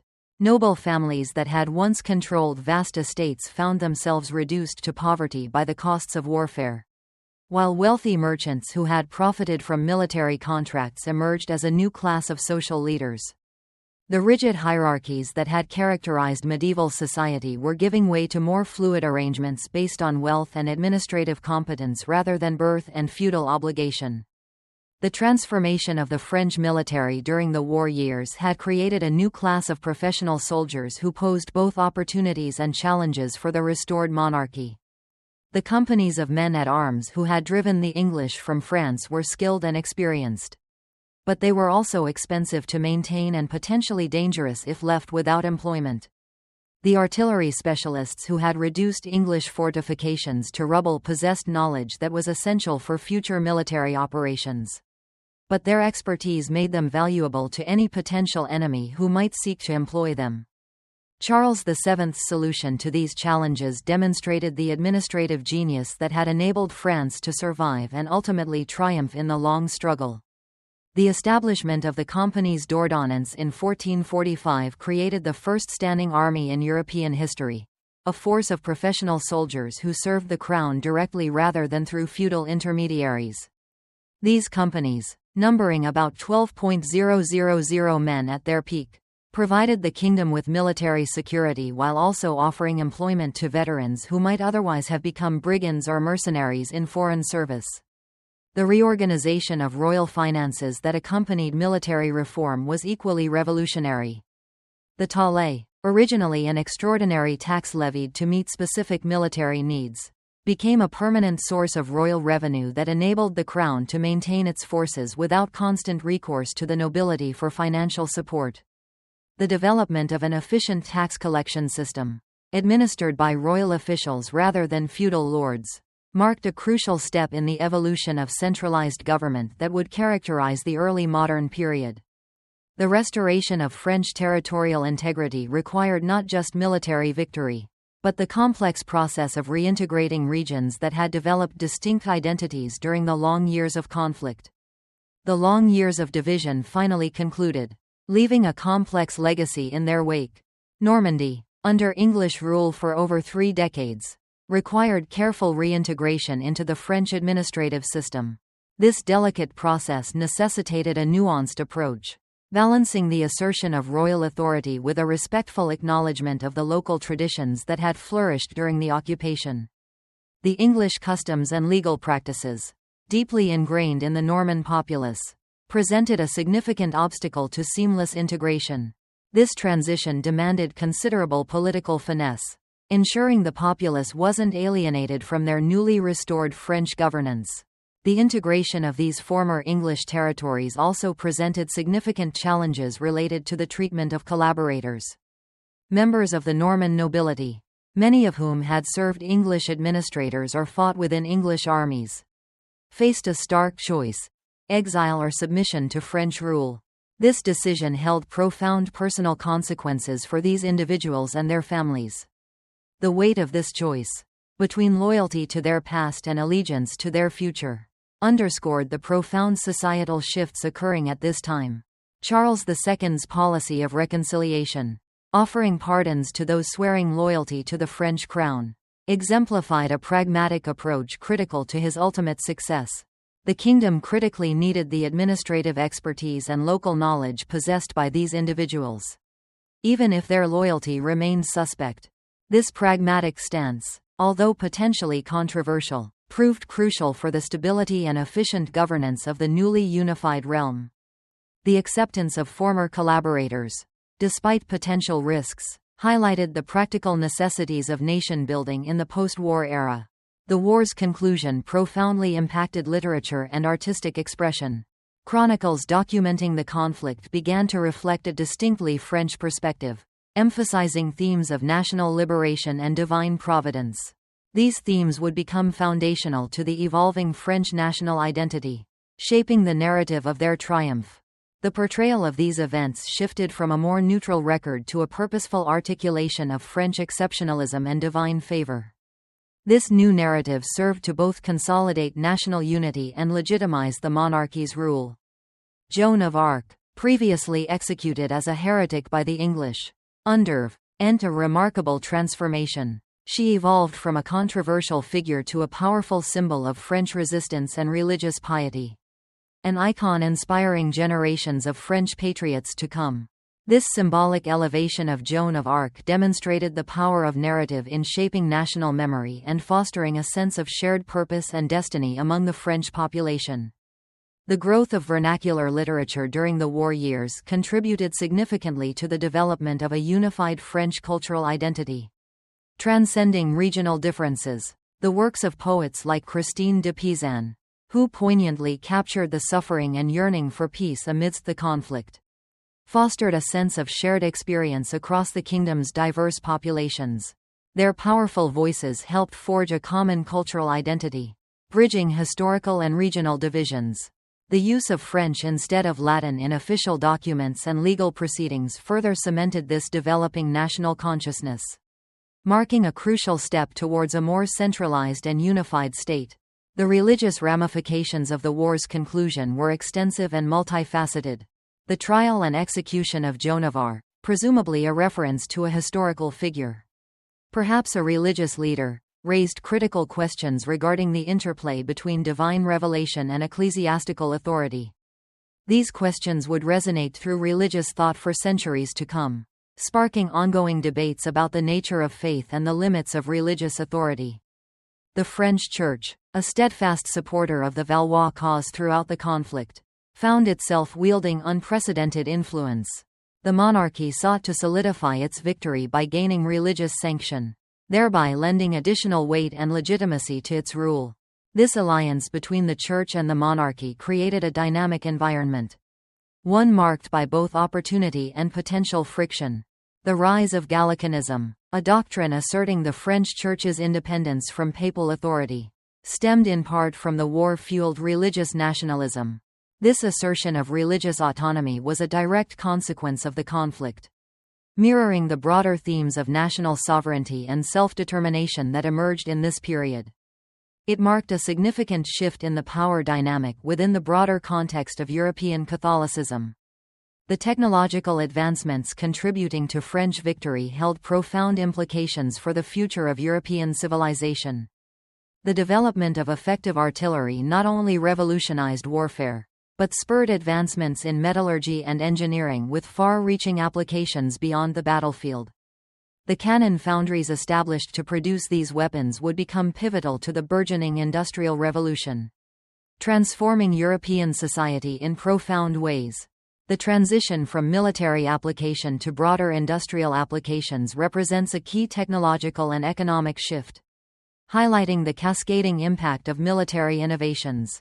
The diplomatic precedents established during the war's final stages would continue to shape international relations for centuries. The concept of national sovereignty, born from the struggle for legitimacy, became a fundamental principle of European politics.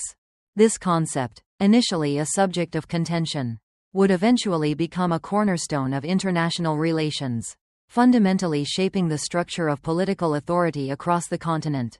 The balance of power emerging from the conflict, with France as the dominant continental power and England turning towards maritime expansion, provided a framework for international relations that endured well into the modern era.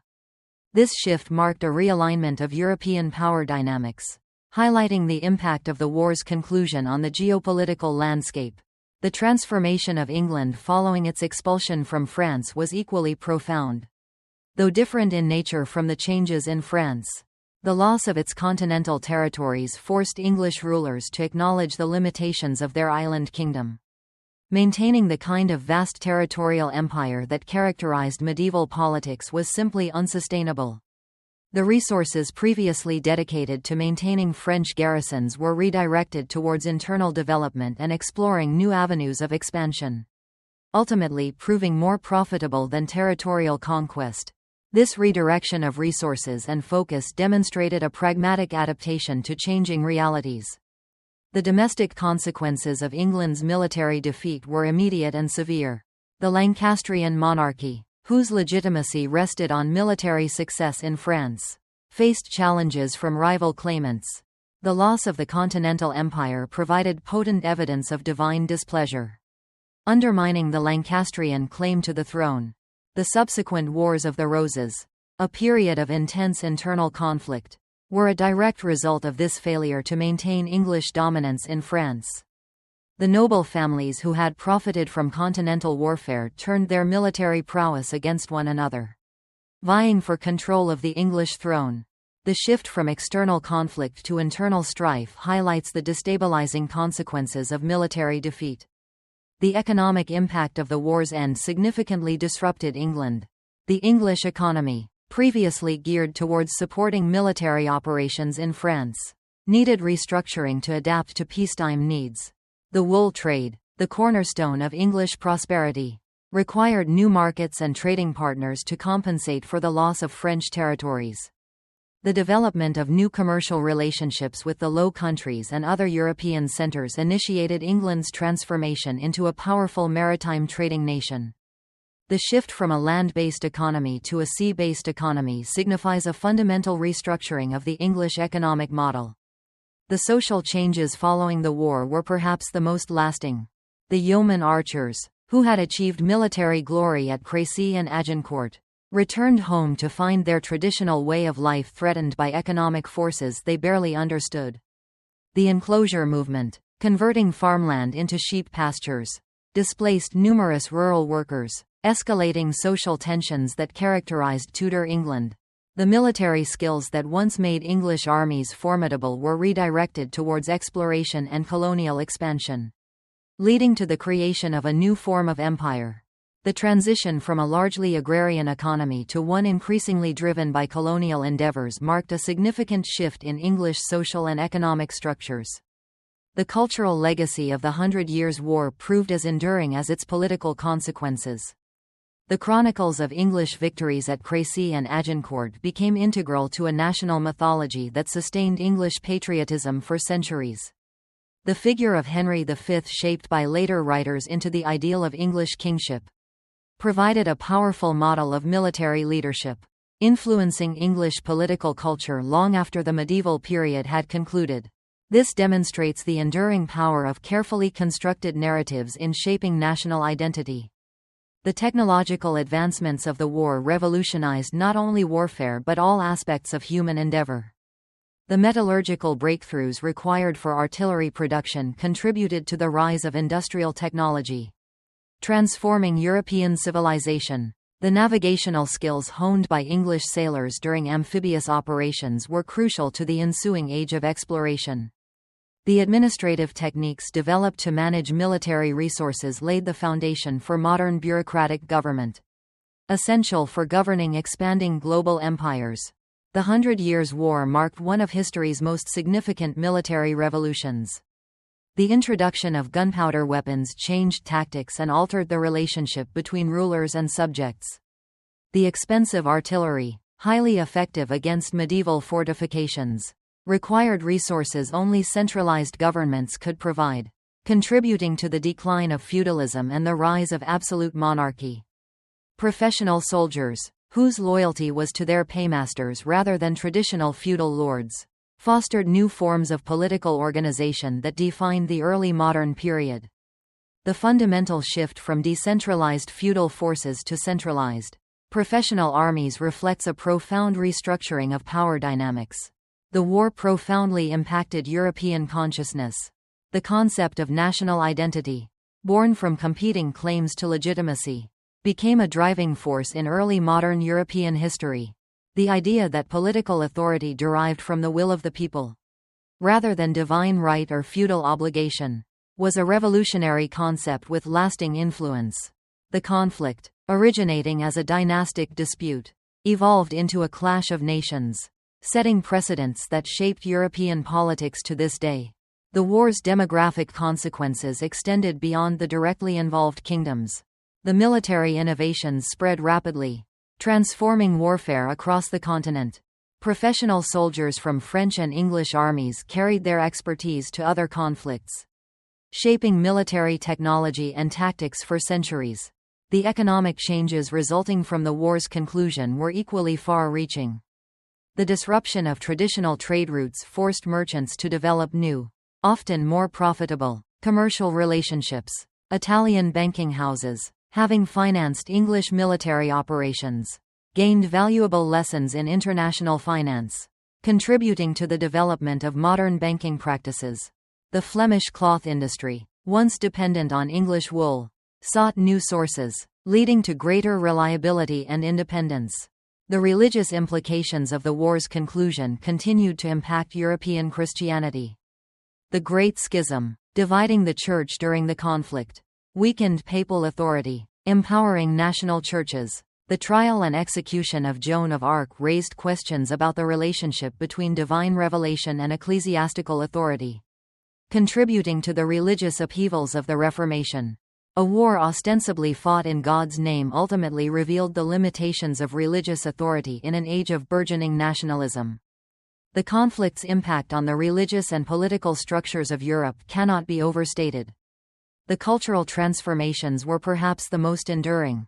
The development of vernacular literature in France and England contributed to the emergence of distinct national identities, transcending regional boundaries. Artistic innovations commemorating military victories shaped European art for centuries. Architectural changes necessitated by artillery transformed the look of European cities and fortifications. The diplomatic precedents set during the Hundred Years' War influenced international relations throughout the early modern period. The concept of the balance of power, emerging from the need to manage competing claims to legitimacy, became a cornerstone of European politics. The treaty system that developed during the conflict provided a model for managing international relations, lasting well into the modern era. As the immediate consequences of the war's conclusion faded, its long-term implications became increasingly clear. The transformation of European society, initiated by the war, continued for centuries, shaping the development of modern civilization in ways its participants couldn't have foreseen. The war, which began with ambitious goals, concluded with the destruction of the medieval world and the birth of the modern age. The legacy of the Hundred Years' War is as complex and enduring as the conflict itself. The innovations in military technology, political organization, and cultural expression that emerged from the struggle profoundly influenced European development for centuries. The national identities forged in the crucible of war provided the foundation for the modern nation-state system that would dominate European politics to the present day. The apparent end of the war with the fall of Bordeaux actually marked the beginning of a new era in human history. An era shaped by the lessons learned during over a century of conflict. The silence that settled over the battlefields of France in 1453 was not the peace of a world at rest, but the weary stillness of a civilization profoundly transformed by blood and iron. As the last English banners vanished over the horizon, and the gates of Bordeaux closed on the departing garrison, Europe stood on the brink of a new age. Few who witnessed these final moments could have grasped the magnitude of the changes wrought. The France that emerged from the ashes of the Hundred Years' War bore little resemblance to the feudal kingdom that had existed before Edward III's initial claim to its throne. Charles VII's monarchy was not merely restored but fundamentally transformed, strengthened by innovations born of necessity and tempered by the harsh realities of survival. The king, once dismissed, now commanded a realm forged anew in the crucible of war. The administrative revolution enabling French victory was perhaps the most profound change. The royal bureaucracy that emerged during the conflict represented a novel form of governance, transcending the personal relationships and feudal obligations of medieval rule. Professional administrators, trained in law and finance, not warfare, managed the complexities of governing a kingdom stretching from the English Channel to the Mediterranean. These individuals owed their positions not to birth or feudal service but to competence and loyalty to the crown. This new class of royal servants became the backbone of absolute monarchy, representing a significant shift from traditional power structures. The financial innovations sustaining the French war effort proved equally transformative. The taille, originally an emergency tax, became a permanent source of royal revenue, freeing the monarchy from dependence on feudal subsidies and parliamentary grants. An efficient tax collection system, administered by royal officials rather than local lords, provided the crown with resources surpassing those of any medieval ruler. A kingdom once struggling to maintain a few hundred knights could now support standing armies of thousands of professional soldiers. This fundamental change in the financing of the monarchy and its army cemented the growing power of the French state. The military transformation was a visible symbol of the new order. The companies d'ordonnance, instrumental in driving the English from France, represented more than just tactical innovation. They embodied a revolutionary approach to the relationship between ruler and subject. These professional soldiers served not out of feudal obligation or temporary pay but as permanent servants of the crown. Their loyalty was bound not to individual lords but to the French state itself. The artillery companies, having reduced English fortifications to rubble, possessed skills making them invaluable assets in a time of rapid military technological advancement. The social changes accompanying these institutional innovations were profound. The rigid hierarchies of medieval society were shattered by the demands of warfare and opportunities created by military service. Common soldiers demonstrating skill and courage could rise to positions of authority, while great nobles failing in their military obligations could find themselves stripped of lands and titles. The war created a new aristocracy of merit existing alongside the traditional nobility of birth. creating tensions that would shape French society for centuries to come. This reflects a social mobility previously unseen, shifting the basis of social status from hereditary privilege to demonstrated ability. The war's cultural impact was most evident in religious expression. The trial and martyrdom of Joan of Arc created a powerful symbol of French resistance transcending political boundaries.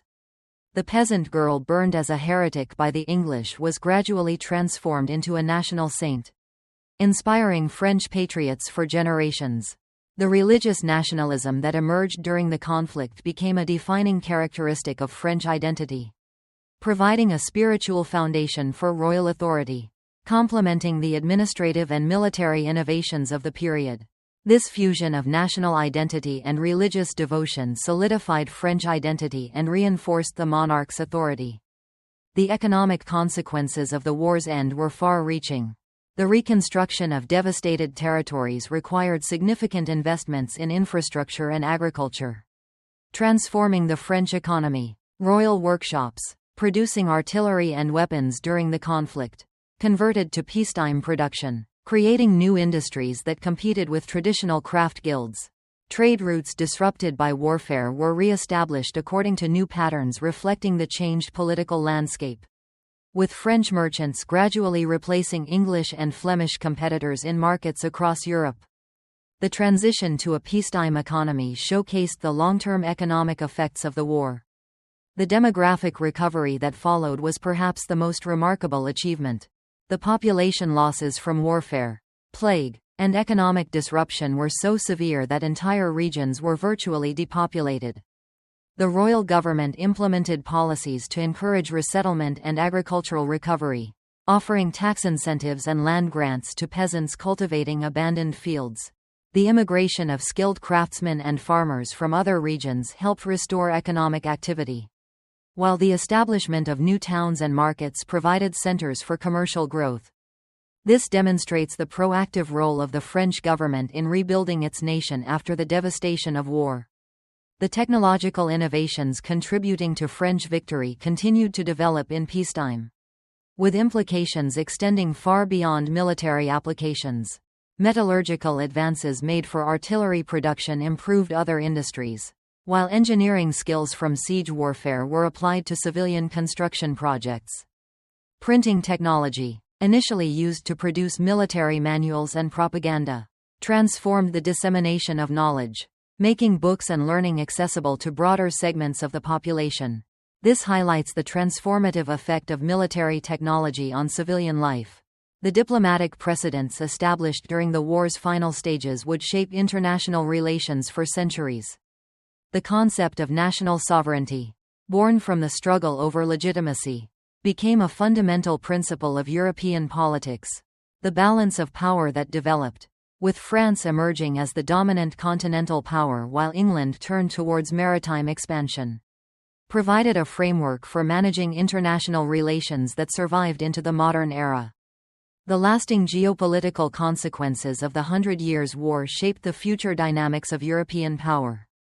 The transformation of England following its expulsion from France was equally profound, albeit different from the changes in the victorious kingdom. The loss of continental territories forced English rulers to confront the reality that their island kingdom could not sustain a territorial empire of medieval proportions. Resources once devoted to maintaining French garrisons were redirected towards internal development and exploring new forms of expansion, ultimately proving more profitable than territorial conquest. The shift from a continental empire to a maritime power signaled a fundamental change in England's geopolitical strategy. The long-term consequences of the Hundred Years' War were arguably the most enduring of all.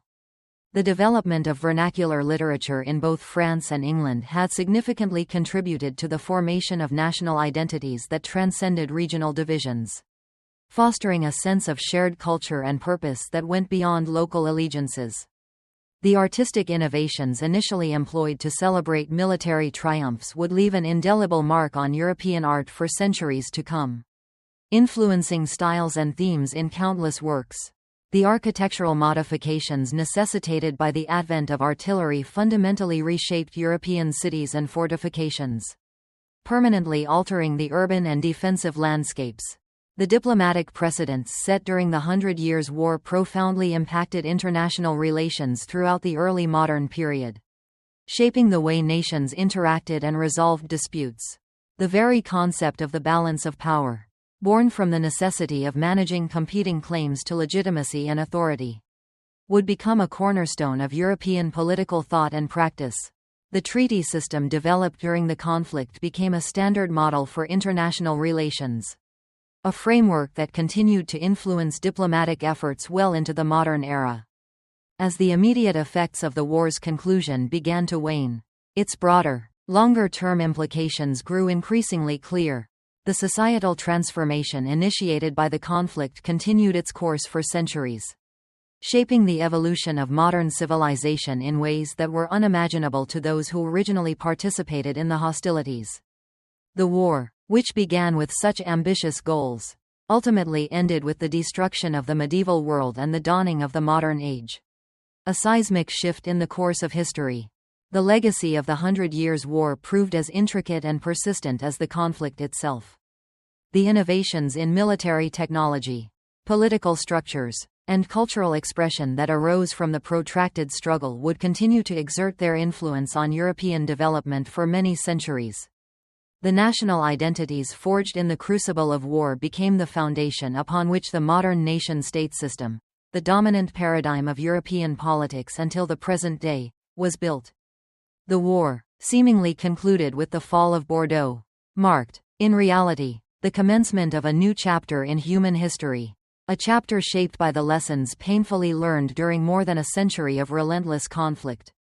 The quiet that descended upon the battlefields of France in 1453 was not an ending, but a profound transformation, not a conclusion, but the genesis of something new.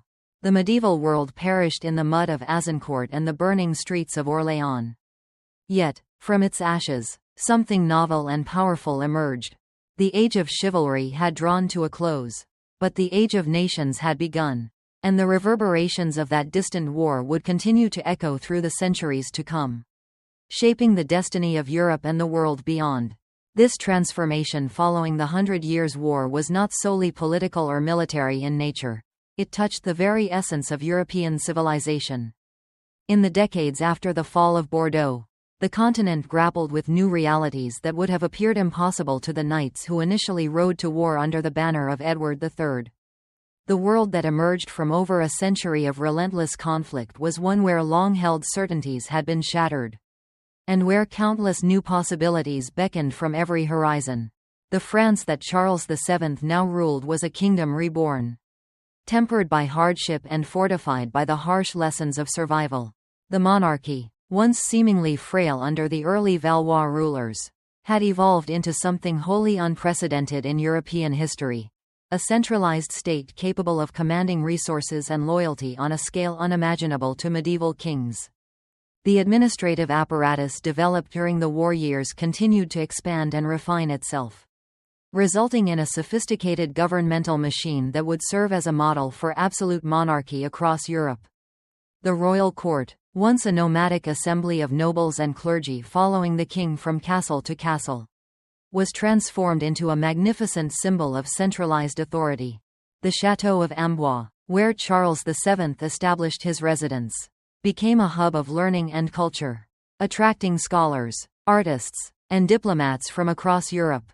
The Italian Renaissance, then burgeoning in the city-states south of the Alps, found fertile ground in a France eager for new forms of artistic and intellectual expression.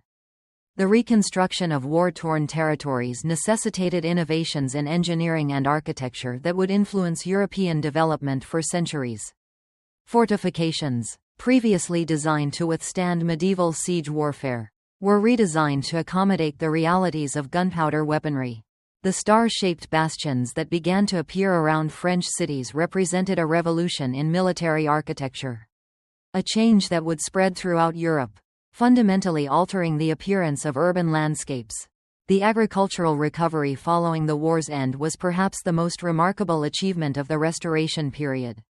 The systematic resettlement of abandoned territories demanded coordinated efforts from royal administrators, local nobles, and peasant communities, all working together towards shared goals. The introduction of new farming techniques and crop varieties, acquired through contact with other European regions during the war years, dramatically increased agricultural productivity, enabling the support of significantly larger populations than had been possible before the war. The development of new industries to meet the demands of peacetime demonstrated the economic potential unleashed by the conflict. The metallurgical skills honed in artillery production were applied to the manufacture of tools, household goods, and luxury items, finding ready markets across Europe. The textile industry, disrupted by the war, was reorganized based on new principles that prioritized quality and innovation over traditional guild restrictions. The emergence of a professional military class had implications that extended far beyond the battlefield.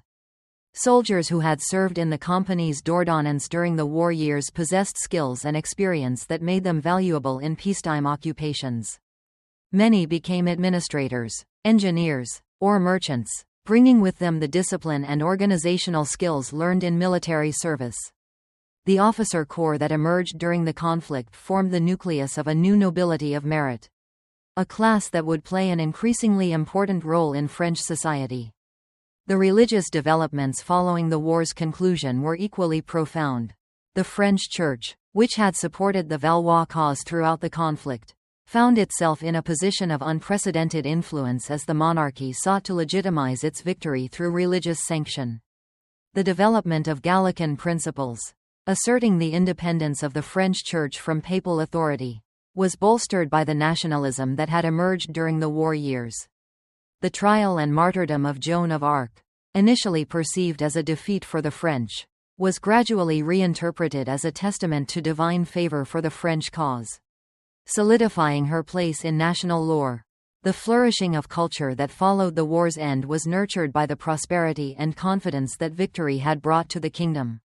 Chronicles and histories recounting the conflict's major events began to take on a distinctly French character, emphasizing themes of national liberation and divine providence that would become central to French national identity.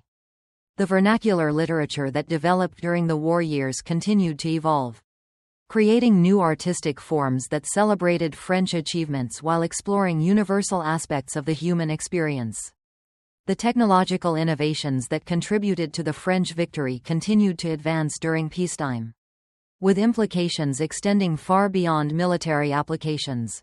The printing presses used to produce military manuals and propaganda during the war were adapted for civilian use, making books and knowledge accessible to larger segments of the population.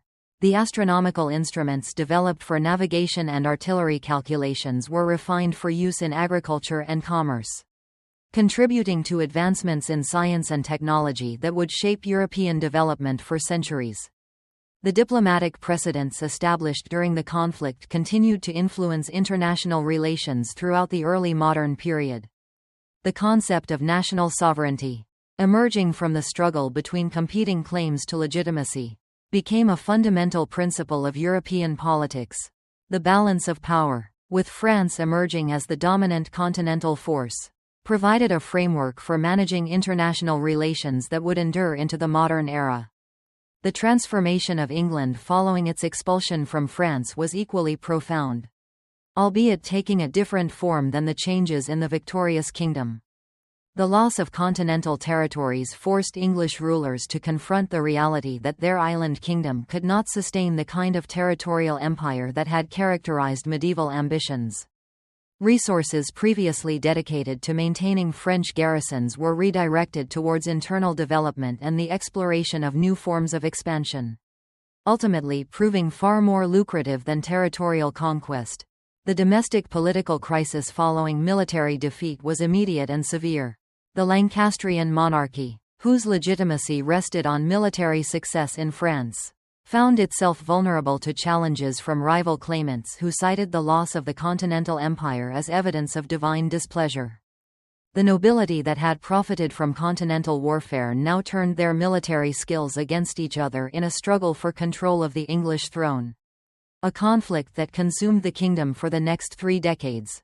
The Wars of the Roses, erupting in the aftermath of the French defeat, were in many ways a direct consequence of the failure to maintain English rule across the Channel.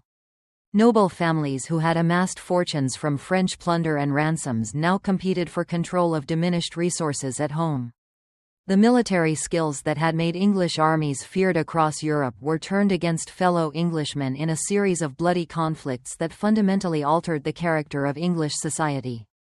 The economic disruption caused by the war's end necessitated a fundamental restructuring of English commercial relationships. The wool trade, the cornerstone of English prosperity, required new markets and trading partners to replace the territories lost to French conquest. The development of new commercial relationships with the Low Countries, the German states, and the emerging Atlantic trade routes marked the beginning of England's transformation into a maritime trading power that would eventually span the globe. The social changes following the war's end were perhaps the most enduring of all. The yeoman archers who had achieved glory at Crécy and Agincourt returned home to find their traditional way of life threatened by economic forces they could barely comprehend. The enclosure movement, converting agricultural land into sheep pasture, displaced thousands of rural workers, contributing to the social tensions that would characterize Tudor England. The military skills that had made English armies feared throughout Europe were gradually redirected towards exploration and colonial expansion, which would create a new form of empire. The cultural legacy of the 100 Years' War proved as enduring as its political consequences. Chronicles of English victories at Crécy and Agincourt became integral to a national mythology that would inspire English patriotism for centuries to come. The figure of Henry V, transformed by later writers into the ideal of English kingship, provided a model of military leadership that would influence English political culture long after the medieval period had ended. Paradoxically, the war that concluded in defeat forged the myths that would sustain English national identity through future challenges. The technological innovations developed during the conflict revolutionized not just warfare but all aspects of human activity. The metallurgical advancements required for artillery production contributed to the development of industrial technology that would transform European civilization. The navigational skills honed by English sailors during their amphibious operations proved essential for the age of exploration that was about to commence. The administrative techniques created to manage military resources laid the foundation for modern bureaucratic government, enabling the governance of global empires. The transformation of European warfare during the 100 Years' War represented one of the most significant military revolutions in human history. The introduction of gunpowder weapons not only altered tactics but also fundamentally changed the relationship between rulers and their subjects.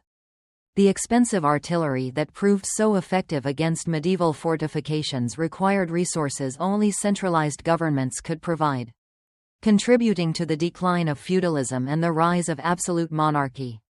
The professional soldiers who operated these weapons owed their loyalty to their paymasters rather than to traditional feudal lords, creating new forms of political organization that would define the early modern period. The standing armies that emerged during the conflict represented a revolutionary departure from the feudal levies that characterized medieval warfare, establishing patterns of military organization that would influence European development for centuries. The war's impact on European consciousness was equally profound. The concept of national identity, emerging from the struggle between competing claims to legitimacy, became one of the driving forces of early modern European history. The idea that political authority derived from the will of the people, rather than from divine right or feudal obligation, was a revolutionary concept that would profoundly influence political thought for centuries to come. The war, which began as a dynastic dispute, evolved into a conflict between nations, and the precedents it established would shape European politics until the present day. The demographic consequences of the war were felt across Europe, not just in the kingdoms directly involved in the fighting.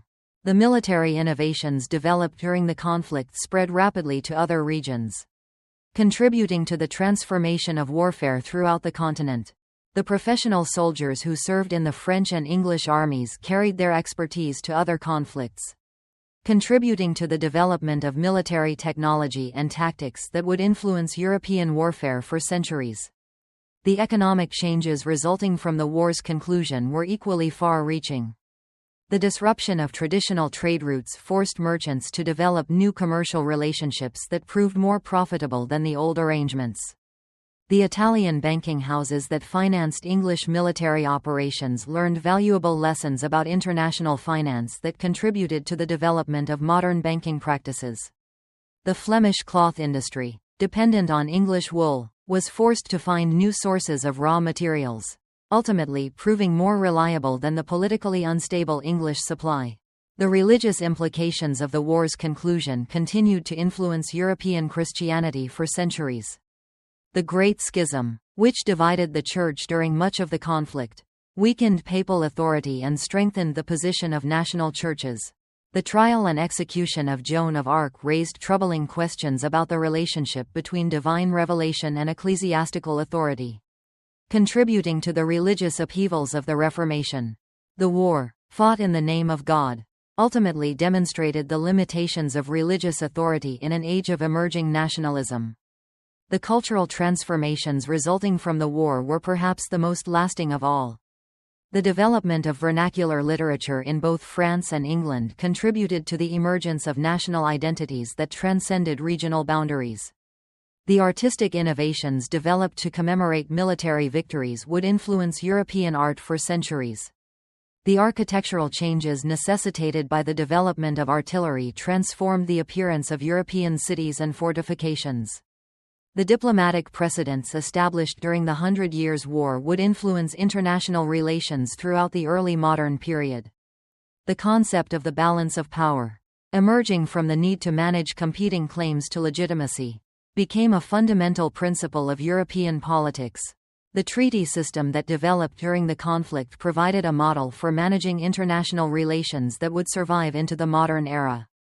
As the immediate consequences of the war's end began to fade, its longer-term implications became increasingly apparent. The transformation of European society that had begun with the conflict would continue for centuries, shaping the development of modern civilization in ways that the original participants could never have imagined. The war, which began with such grand ambitions, ended with the destruction of the medieval world and the birth of the modern age. The legacy of the Hundred Years' War proved as complex and enduring as the conflict itself. The innovations in military technology, political organization, and cultural expression that emerged from the struggle would influence European development for centuries. The national identities forged in the crucible of warfare provided the foundation for the modern nation-state system that would dominate European politics until the present day. The quiet that settled over the battlefields of France in 1453 was not an ending but a transformation. Not a conclusion but a beginning. The medieval world had died in the muddy fields of Azincourt and the burning streets of Orléans. But from its ashes rose something new and powerful. The age of chivalry was over. But the age of nations had begun, and the echoes of that distant war would resonate through the centuries to come, shaping the destiny of Europe and the world beyond. The narrative of the Hundred Years' War, with all its complexity and contradictions, stands as one of the defining narratives of European civilization. It was a conflict that began with the ambitions of medieval kings and concluded with the birth of modern nations. It was a war that destroyed the old world and created the new, proving the futility of dynastic ambition while simultaneously demonstrating the potent force of national identity. As we reach the end of this extensive account, we can observe how the threads of history interweave to create patterns extending far beyond the individual lives of the participants. The peasant girl who heard voices became a saint. The yeoman archers who humbled knights became the ancestors of explorers. The kings who claimed divine right became the founders of centralized states. The war that seemed to end with the fall of Bordeaux had actually marked the beginning of a new chapter in human history, a chapter shaped by the lessons learned during more than a century of conflict. The transformation was complete, but the story continues. The France and England that emerged from the ashes of the Hundred Years' War would go on to shape the modern world in ways that their medieval ancestors could never have imagined. The legacy of that distant conflict endures in the institutions, traditions, and national identities that continue to influence our world today. The war that began with a claim to a throne ended with the creation of nations. And in that transformation, we can see the very birth of the modern world itself. The silence that finally descended upon the battlefields of France in 1453 was not the peaceful quiet of a world at rest, but the exhausted stillness of a civilization that had bled itself white in pursuit of impossible dreams. As the last English banners disappeared beyond the horizon and the gates of Bordeaux closed behind the departing garrison, Europe stood transformed, though few who witnessed these final moments could have grasped the magnitude of the change that had been wrought. The war that had begun with Edward III's bold claim to the French throne had ended not with the triumph of English arms or the vindication of Plantagenet rights, but with the complete expulsion of English power from continental soil, save for the lonely fortress of Calais, which would cling to its rocky perch for another century.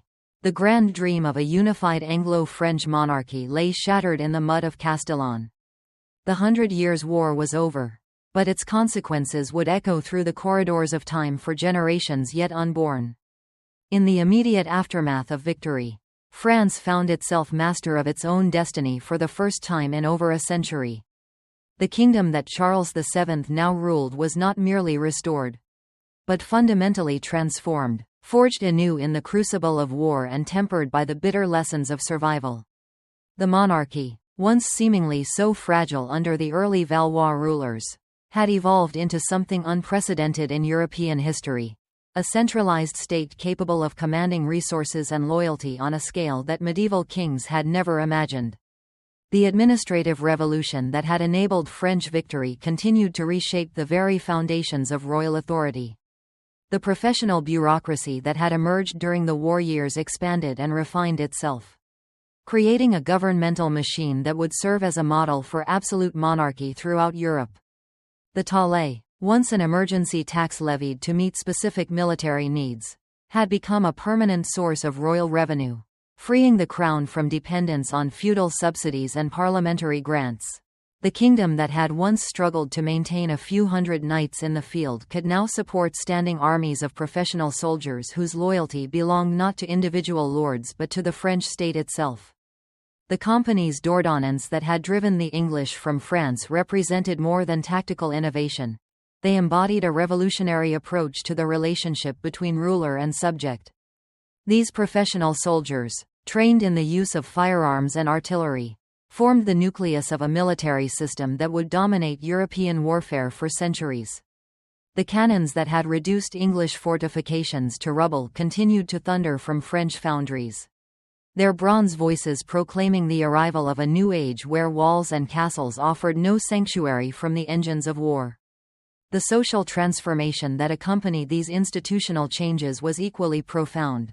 The rigid hierarchies that had characterized medieval society were shattered by the demands of warfare and the opportunities created by military service. Common soldiers who had demonstrated skill and courage could rise to positions of authority, while great nobles who had failed in their military obligations found themselves stripped of lands and titles.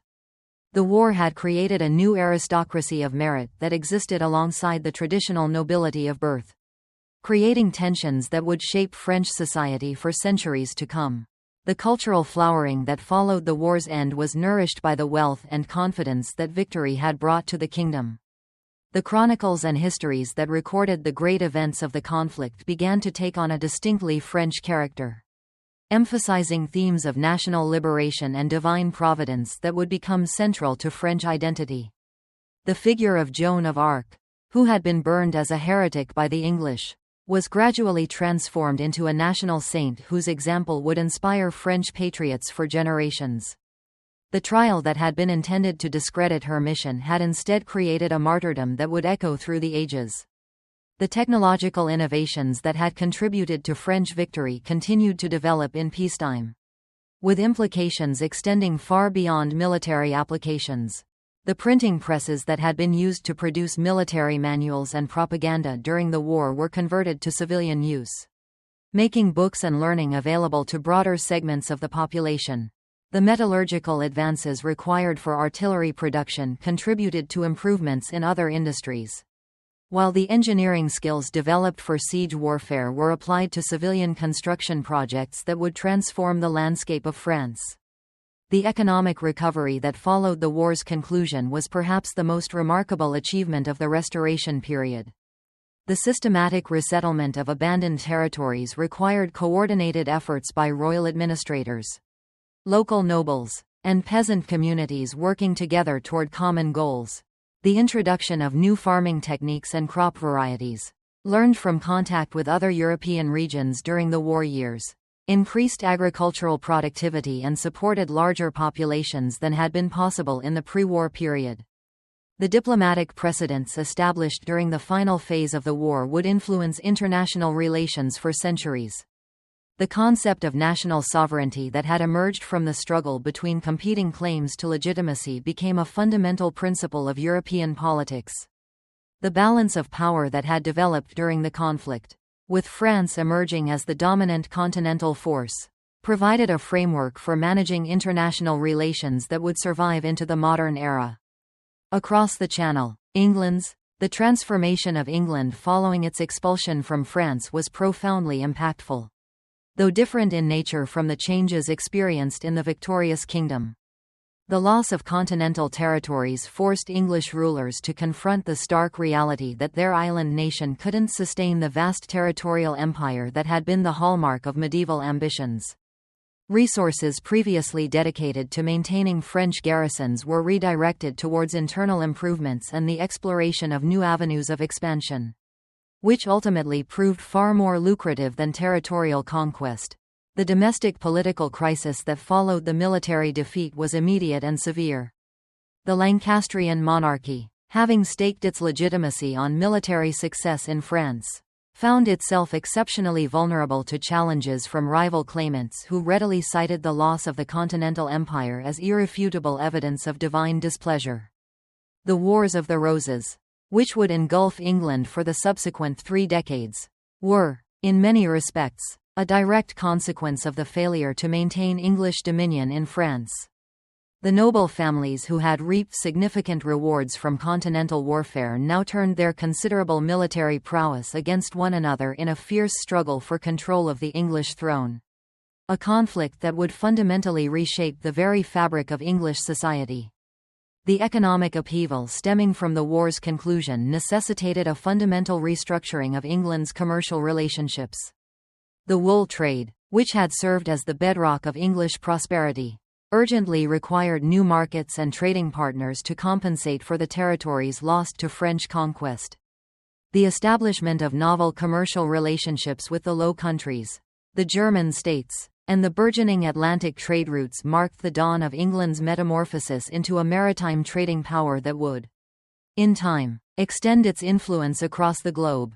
The 100 Years' War's cultural legacy proved as enduring as its political ramifications.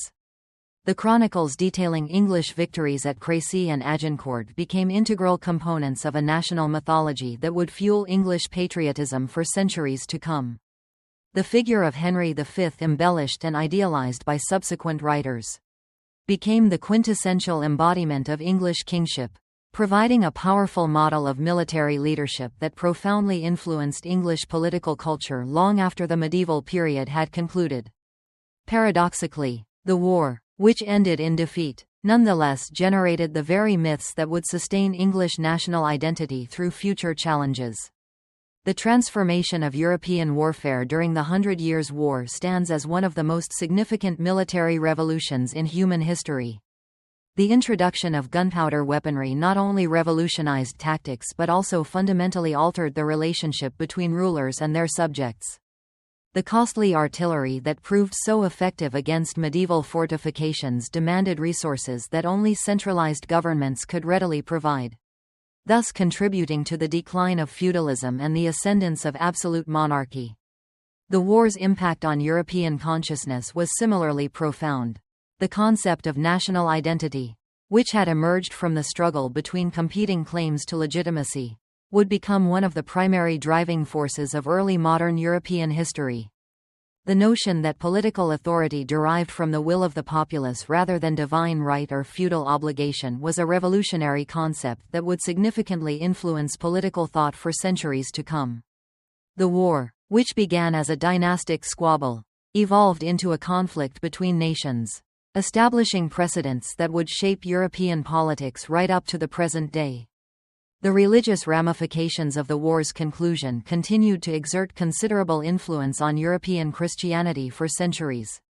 The trial and execution of Joan of Arc raised deeply unsettling questions about the delicate balance between divine revelation and ecclesiastical authority, contributing significantly to the religious upheavals of the Reformation. The war, waged in the name of God, ultimately demonstrated the limitations of religious authority in an era of burgeoning nationalism. As the immediate consequences of the war's end began to fade into the background, its long-term implications became increasingly apparent. The transformation of European society that had commenced with the conflict would continue for centuries, shaping the trajectory of modern civilization in ways that the original participants could never have foreseen. The war, which had begun with such ambitious aspirations, ultimately concluded with the dismantling of the medieval world and the birth of the modern age. The legacy of the 100 Years' War proved as complex and enduring as the conflict itself. The innovations in military technology, political organization, and cultural expression that arose from the struggle would continue to shape European development for centuries. The national identities forged in the crucible of warfare would form the foundation for the modern nation-state system that would dominate European politics until the present day. The quiet that descended upon the battlefields of France in 1453 marked not an ending, but a profound transformation, not a conclusion, but a new beginning. The medieval world had perished on the muddy fields of Agincourt and amid the burning streets of Orléans. Yet, from its ashes, something new and powerful had arisen. The age of chivalry had ended, but the age of nations had dawned, and the reverberations of that distant war would resonate through the centuries to come, shaping the destiny of Europe and the wider world. The narrative of the 100 Years' War, with all its inherent complexity and contradictions, stands as one of the defining narratives of European civilization. It was a conflict that began with the ambitions of medieval kings and culminated in the birth of modern nations. It was a war that destroyed the old world and created the new, simultaneously demonstrating the futility of dynastic ambition and the potent force of national identity. As we arrive at the culmination of this lengthy account, we can readily perceive how the interwoven threads of history create patterns that extend far beyond the lifespan of individual participants. The peasant girl who heard voices became a saint. The yeoman archers who humbled the knights became the ancestors of explorers. The kings who claimed divine right became the founders of centralized states. The war, which seemed to end with the fall of Bordeaux, had in fact marked the commencement of a new chapter in human history, one shaped by the lessons gleaned from over a century of conflict. The transformation was complete, yet, the story continues. The France and England that emerged from the ashes of the 100 Years' War would proceed to shape the modern world in ways their medieval ancestors could never have imagined. The legacy of that distant conflict persists in the institutions, traditions, and national identities that continue to influence our world today. The war that began with a claim to a throne concluded with the creation of nations. And in that transformation, we witness the very birth of the modern world itself. Thus concludes this account of the 100 Years' War, a conflict that spanned more than a century and fundamentally altered the very foundations of European civilization.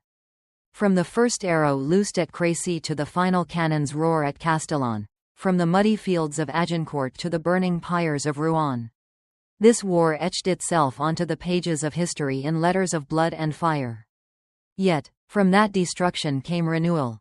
From that chaos came order. And from that medieval world came the dawn of our modern age. The echoes of that distant war still reverberate today in the nations born from its ashes, in the institutions that grew from its exigencies, and in the very concept of national identity that it helped forge. The 100 Years' War was more than merely a conflict between two kingdoms. It was the tumultuous birth of the modern world. And its legacy will endure as long as nations remember their origins and peoples cherish their identity.